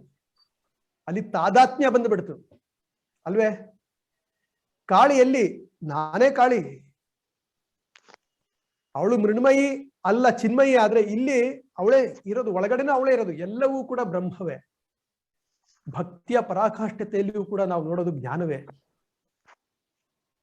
ಅಭೇದ್ಯ. ಎರಡೂ ಒಂದೇ, ಅಲ್ಲಿ ಒಂದೇ ಉಳಿಯೋದು. ಅಲ್ಲಿ ಭಕ್ತಿಯ ಪರಾಕಾಷ್ಠತೆಯಲ್ಲಿ ನಾನು ಅನ್ನುವ ಈ ಒಂದು ಭೇದ ಉಳಿಯೋದಿಲ್ಲ, ಅಲ್ಲಿ ಬ್ರಹ್ಮವೇ ಉಳಿಯುತ್ತೆ. ಅದರಲ್ಲಿ ತಾದಾತ್ಮ್ಯ ಹೊಂದ್ಬಿಡುತ್ತೆ ಜೀವಾತ್ಮ, ಅಭೇದ್ಯವಾಗಿ ಹೋಗುತ್ತೆ. ಅಲ್ಲಿ ಎರಡಿಲ್ಲ, ಒಂದೇ ಅಲ್ಲಿರೋದು. ಅದಕ್ಕೆ ಉತ್ತಮ ಉದಾಹರಣೆ ರಾಧಾರಾಣಿ, ರಾಸೇಶ್ವರಿ, ಶ್ರೀರಾಮಕೃಷ್ಣ ಪರಮಹಂಸರು. ಅಮ್ಮ ಕೂಡ, ಅಮ್ಮನಿಗೆ ಸಾಕ್ಷಾತ್ಕಾರವಾದಾಗ ಅವರು ಏನು ಕೈಗೆ ಸಿಗ್ತಾ ಇತ್ತು ಎಲ್ಲವನ್ನ, ಮಲವನ್ನ ತಲೆಗೆ ಹಾಕೊಳ್ತಾ ಇದ್ರು ಅಮ್ಮ. ಎಲ್ಲದರ ಮಲವನ್ನ, ಮರಳನ್ನ, ಗಾಜನ್ನ, ಯಾಕೆ ಎಲ್ಲದರಲ್ಲೂ ಅದೇ ಚೈತನ್ಯ ವಸ್ತು ಪರಮಾತ್ಮನೇ ಕಾಣ್ತಾ ಇದ್ದಿದ್ದು. ಮರವನ್ನ ಹೋಗಿ ತಬ್ಕೊಳ್ತಾ ಇದ್ರು ಅಮ್ಮ, ನಾಯಿಗಳನ್ನ ಹೋಗಿ ತಬ್ಕೊಳ್ತಾ ಇದ್ರು, ಎಲ್ಲದರಲ್ಲಿಯೂ ಅದೇ ಬ್ರಹ್ಮ ವಸ್ತುವೇ ಕಾಣ್ತಾ ಇತ್ತು ಅಮ್ಮನಿಗೆ. ಅಲ್ಲಿ ಅಮ್ಮ ಇಲ್ಲ, ಅಲ್ಲಿ ಬ್ರಹ್ಮ ವಸ್ತುವೇ ಇದ್ದಿದ್ದು. ಇದು ಉತ್ತರ. ನಮಸ್ಕಾರ. ಮಧು ಅವರು ವಂದನಾರ್ಪಣೆ ಮಾಡ್ಲಿಕ್ಕಿಂತ ಮುಂಚೆ ಒಂದು ಅನೌನ್ಸ್ಮೆಂಟ್. ಮುಂದಿನ ಶನಿವಾರ 4 ಗಂಟೆಗೆ ಡಾಕ್ಟರ್ BR ಪೈ ಅವರು healthy gut makes you healthy ಅನ್ನೋ ಒಂದು ಟಾಪಿಕ್ ಮೇಲೆ ಮಾತಾಡ್ತಾರೆ. ಇದೇ 4 ಗಂಟೆಗೆ. ನಿಮ್ಮೆಲ್ರಿಗೂ ಲಿಂಕ್ ಕಳಿಸ್ತೀವಿ, ಡೀಟೇಲ್ಸ್ ಕಳಿಸ್ತೀವಿ, ಇನ್ವಿಟೇಷನ್ ಕಳಿಸ್ತೀವಿ, ರಿಮೈಂಡ್ ಮಾಡ್ತೀವಿ. ನೀವು ಸಾಕಷ್ಟು ಬೈಕೊಳ್ಳುವಷ್ಟು ನಿಮಗೆ ರಿಮೈಂಡಿಂಗ್ ಸಿಗ್ತಾ ಇರುತ್ತೆ. ಇದು ಒಂದು ಅನೌನ್ಸ್ಮೆಂಟ್ ಇತ್ತು. ಆಮೇಲೆ ಮುಂದಿನ ವಾರದಿಂದ, ಈ ವಾರ ಆಲ್ರೆಡಿ ಟೈಮ್ ಆಗಿದೆ, ಮುಂದಿನ ವಾರದಿಂದ ಒಂದು ಸಣ್ಣ ಫಾರ್ಮೆಟ್ ಅಲ್ಲಿ ಒಂದು ಚೇಂಜ್ ಮಾಡ್ಕೋಬೇಕು ಅಂತಿದ್ದೀವಿ. ಏನಂತಂದ್ರೆ, ಅದನ್ನ ಮೊದಲನೇ ವಾರ ಕಾರ್ಯಕ್ರಮಕ್ಕಿಂತ ಮುಂಚೆ ಮಾಡ್ಕೊಂಡ್ವಿ. ಅದೇ ಸ್ವಲ್ಪ ಜಾಸ್ತಿ ಹೊತ್ತಾಗ್ಬಿಟ್ಟಿದ್ರಿಂದ ಈಗ ಕಾರ್ಯಕ್ರಮ ಎಲ್ಲ ಆದ್ಮೇಲೆ, ಅಂದ್ರೆ ಯಾರು ಸ್ಪೀಕರ್ ಬಂದಿರ್ತಾರೆ ಸ್ಪೀಕರ್ನ ಅವ್ರ ಸಮಯ ಇದ್ರೆ ಅವ್ರು ಇರಬಹುದು, ಇಲ್ಲದೇ ಇದ್ರೆ ಅವ್ರನ್ನ ಗೌರವಯುತವಾಗಿ ವಂದನಾರ್ಪಣೆ ಆದ್ಮೇಲೆ ಫೆಲೋಶಿಪ್ ಅಂತ ಹೇಳಿ ಒಂದು 5-10 ನಿಮಿಷಗಳ ಕಾಲ ಇದ್ಕೊಂಡು ಯಾರ್ಯಾರು ಬಂದಿದ್ದೀರಿ ಅವ್ರನ್ನ ವೈಯಕ್ತಿಕ ಪರಿಚಯ ಮಾಡ್ಕೊಂಡು, ನಿಮ್ ಪರಿಚಯ ನೀವು ಹೇಳ್ಕೊಂಡು, ಒಂದು ಫೆಲೋಶಿಪ್ ತರ, ನಾವು ಹಾಯ್ ಬಾಯ್ ಅನ್ನಕ್ಕೆ ಅಂತೂ ಪರ್ಸನಲ್ ಆಗಿ ಮೀಟ್ ಮಾಡಕ್ ಆಗ್ತಾ ಇಲ್ಲ, ಅಟ್ಲೀಸ್ಟ್ ಸ್ಕ್ರೀನ್ ಎಲ್ಲಾರು ಮೀಟ್ ಮಾಡೋಣ ಅನ್ನೋ ದೃಷ್ಟಿಯಿಂದ ಒಂದು ಫೆಲೋಶಿಪ್ ಕಾರ್ಯಕ್ರಮ ಆದ್ಮೇಲೆ ಇಟ್ಕೊಳ್ಳೋಣ ಅಂತ, ವಂದನಾರ್ಪಣೆ ಆದ್ಮೇಲೆ ಇಟ್ಕೊಳ್ಳೋಣ ಅಂತ ಇದ್ವಿ. ಮುಂದಿನ ವಾರದಿಂದ, ಈ ವಾರ ಸಮಯ ಆಗಿರೋದ್ರಿಂದ ಯಾರಿಗೂ ತೊಂದರೆ ಕೊಡೋದು ಬೇಡ, ಹಾಗೆ ಇದ್ ಮಾಡೋಣ. Madhu, you can go head. Swamiji, thank you Swamiji. ತುಂಬಾ ಖುಷಿ ಆಯ್ತು. ಇದೇ ರೀತಿ ಪ್ರತಿ ವಾರನೂ ನಡೀಲಿ ಅಂತ ನನ್ನ ಆಸೆ ಸ್ವಾಮೀಜಿ. ಸ್ವಾಮೀಜಿ ಅವ್ರನ್ನ ಬಿಡುದಿಲ್ಲ, ಯೋಚನೆ ಮಾಡ್ಬೇಡಿ ನೀವು, ನಾವು ಅವಾಗ ಕರೆಸ್ತೀವಿ ಅವ್ರಿಗೆ. Thank you sir, thank you so much sir. Venkatesh ಅವರೇ. ಹಾ, ನಮಸ್ತೆ ಸ್ವಾಮೀಜಿ. ನಮಸ್ಕಾರ. ಓಂ ನಮಃ ಶಿವಾಯ ಸ್ವಾಮೀಜಿ. ನಮಸ್ತೆ. ನಾನು ಮುಂಬೈಯಿಂದ ಮಾತಾಡ್ತಾ ಇರೋದು. ನನ್ನ ಮಗ ಕೂಡ ಅಮೃತ ವಿದ್ಯಾಲಯದಲ್ಲಿ ಓದಿದ್ದು, ಸೀನಿಯರ್ KG ಇಂದ 10th ವರೆಗೂ ಅಲ್ಲೇ ಓದಿದ್ದು. ಸೊ ಅಮೃತ ಪರಂಪರೆ ಒಂದು ಆಸಕ್ತಿ ಅವನಲ್ಲಿ ಇದೆ. ಹಾಗೆ ಆ ಒಂದು ಪರಂಪರೆ ಬೆಳೆಸ್ತಾ ಇದ್ದೀರಾ, ಅದು ತುಂಬಾ ಖುಷಿ ಆಗುತ್ತೆ. ಪೈ ಅವರಿಗೆ ನನ್ನ ಪರ್ಸನಲ್ ನಮಸ್ಕಾರ ಸರ್. ನಾನು ನಿಮ್ಮ ಶಿಷ್ಯೆ, ನಿಮ್ಮ ಆಫೀಸ್ ನಲ್ಲಿ ಕೆಲಸ ಮಾಡಿದ್ದೆ, ವೆಂಕಟೇಶ್ ಅವರ ಕೊಲೀಗ್. ತುಂಬಾ ಖುಷಿ ಆಗ್ತಾ ಇದೆ. ಈ ತರ ಪ್ರೋಗ್ರಾಮ್ಸ್ ನಡೀತಾ ಇರ್ಲಿ ನಮ್ಮ ಕಾರ್ಯಕ್ರಮಕ್ಕೆ. ಸ್ವಾಮೀಜಿ ತಮ್ಮ ತಮ್ಮ ಅವಗಾಹನೆಗೆ ಬಾಂಬೆಯಿಂದ, ಚೆನ್ನೈಯಿಂದ, US ಇಂದನೂ ತುಂಬಾ ಪಾರ್ಟಿಸಿಪೇಟ್ ಮಾಡೋರು ಇದ್ದಾರೆ. ಯಾರು ಮಾತಾಡಿದ್ದೀಗ? ಭಾರತಿ ಭಟ್. ಓ, ಭಾರತಿ. ನಮಸ್ತೆ ಸರ್. ನಮಸ್ತೆ ನಮಸ್ತೆ. ಸ್ವಾಮೀಜಿ ಅವ್ರಿಗೆ ಲೇಟ್ ಆಗುತ್ತೆ. ಐ ಥಿಂಕ್ ಸ್ವಾಮೀಜಿ ಅವ್ರಿಗೆ ಲೇಟ್ ಆಗುತ್ತೆ ಅನ್ಸುತ್ತೆ. ಸ್ವಾಮೀಜಿ, ಬಹಳ ಸಂತೋಷ ಆಯ್ತು ನಮ್ಮನ್ನ ಭೇಟಿ ಮಾಡಿದ್ದು. ನಮ್ಮ ಸಂಪೂರ್ಣ ಹಾರ್ಟ್ಫುಲ್ನೆಸ್ ಟೀಮ್ ಮತ್ತು ನಮ್ಮ ವಿಜಯ ಫೌಂಡೇಶನ್ ಪರವಾಗಿ ನಿಮ್ಗೆ ಅನಂತಾನಂತ ವಂದನೆಗಳು ಹಾಗೂ ಕೃತಜ್ಞತೆಗಳು ಕೂಡ. ಇನ್ಫ್ಯಾಕ್ಟ್ ಇವತ್ತು ಲಾಸ್ಟ್ ಒಂದು 2-3 ಡೇಸ್ ಅಲ್ಲಿ ನಾವು ಈ ಕಾರ್ಯಕ್ರಮದ ಬಗ್ಗೆ ಡಿಸ್ಕಸ್ ಮಾಡ್ಬೇಕಂದ್ರೆ ಬಹಳಷ್ಟು ಜನ ನನ್ನನ್ನ ಪರ್ಸನಲ್ ಆಗಿ ಕೇಳ್ತಾ ಇದ್ರು, ಅಂದ್ರೆ ಮತ್ತೊಂದು ಬಾರಿ ಯಾತಕ್ಕೆ ಮನೆ ಮನೆಯಲ್ಲಿ ಗೀತಾ ಜ್ಞಾನ ಯಜ್ಞ ಮಾಡಬಾರ್ದಂತ. ಸೊ ಆ ಕಾರ್ಯಕ್ರಮದ ನಿಟ್ಟಿನಲ್ಲಿ ಐ ಥಿಂಕ್ ತಮ್ಮ ಸಹಕಾರ ಮತ್ತು ಅವೈಲಬಿಲಿಟಿ ಸ್ವಲ್ಪ ಜಾಸ್ತಿನೇ ಸಿಕ್ಕಿದ್ರೆ ಐ ಥಿಂಕ್ ನಾವು ಇನ್ನೂ ಹೆಚ್ಚಿನ ರೀತಿಯಲ್ಲಿ ಈ ರೀತಿಯ ಕಾರ್ಯಕ್ರಮಗಳನ್ನ ನಾವು ಮಾಡಬಹುದು. ಖಂಡಿತ ಮಾಡೋಣ. ಇದೇ ರೀತಿ ಕಾರ್ಯಕ್ರಮಗಳಿನ್ನು ಹೆಚ್ಚು ರೀತಿಯ ಅಂತ ನಾನು ತಮ್ಮಲ್ಲಿ ವಿನಂತಿ ಮಾಡ್ತೇನೆ. ಹಾಗೆ ನನ್ನ ಸಹೋದರ ವೆಂಕಟೇಶ್ ಮತ್ತು BR ಪೈರವ್ರಿಗೂ ಕೂಡ ಬಹಳ ಪೂರ್ವಕವಾದ ವಂದನೆಗಳನ್ನ ಹೇಳಿ ಈ ಕಾರ್ಯಕ್ರಮಕ್ಕೆ ಮುಗಿಸ್ತಾ ಇದ್ದೇನೆ. ವಂದನೆಗಳು. ಎಲ್ಲರಿಗೂ ನಮಸ್ಕಾರ. ಮತ್ತೊಮ್ಮೆ BR Pai sir, Venkatesh sir, Madhusudan sir, ಈ ಒಂದು ಸತ್ಸಂಗದ ಒಂದು ಸಂದರ್ಭವನ್ನ ನೀವು ಎಲ್ಲರಿಗೂ ನೀಡಿದ್ದೀರಾ. ನಿಮಗೆ ತುಂಬ ಹೃದಯದ ಧನ್ಯವಾದಗಳು. ಇದೇ ರೀತಿ ಎಲ್ಲರಿಗೂ ಕೂಡ ಮನೆ ಮನೆಗಳಲ್ಲೇ, ಇವಾಗ ಪ್ಯಾಂಡಮಿಕ್ ಇರೋದ್ರಿಂದಾಗಿ ಈ ಒಂದು ಟೆಕ್ನಾಲಜಿ ಮೂಲಕ ಮನೆ ಮನೆಗಳಲ್ಲೇ ಅವರಲ್ಲಿ ಅಲ್ಲಿ ಕೂತ್ಕೊಂಡಲ್ಲೇ ಅವ್ರು ಕೇಳೋ ತರ ಆಗಿದೆ. ಈ ಒಂದು ಅವಕಾಶವನ್ನು ಮಾಡಿಕೊಟ್ಟಿದ್ದೀರಾ. ಅಮ್ಮನ ಕೃಪೆ ಸದಾ ಇರಲಿ. ಇನ್ನಷ್ಟು ಹೆಚ್ಚು ಹೆಚ್ಚು ಈ ರೀತಿಯ ಕಾರ್ಯಕ್ರಮಗಳು ಎಲ್ಲ ರೀತಿಯಲ್ಲಿ ಅಮ್ಮ ಶಕ್ತಿಯನ್ನು ಕೊಡ್ಲಿ ಅಂತ ಪ್ರಾರ್ಥಿಸ್ತಾ ನಿಮಗೆ ಅಭಿನಂದನೆಗಳನ್ನ ಸಲ್ಲಿಸ್ತಾರೆ. ನಮಃ ಶಿವಾಯ. ನಮಃ ಶಿವಾಯ ಗುರುಜಿ. ನಮಃ ಶಿವಾಯ. ನಮಃ ಶಿವಾಯ ಗುರುಜಿ. ನಮಃ ಶಿವಾಯ. ನಮಃ ಶಿವಾಯ. ನಮಃ ಶಿವಾಯ.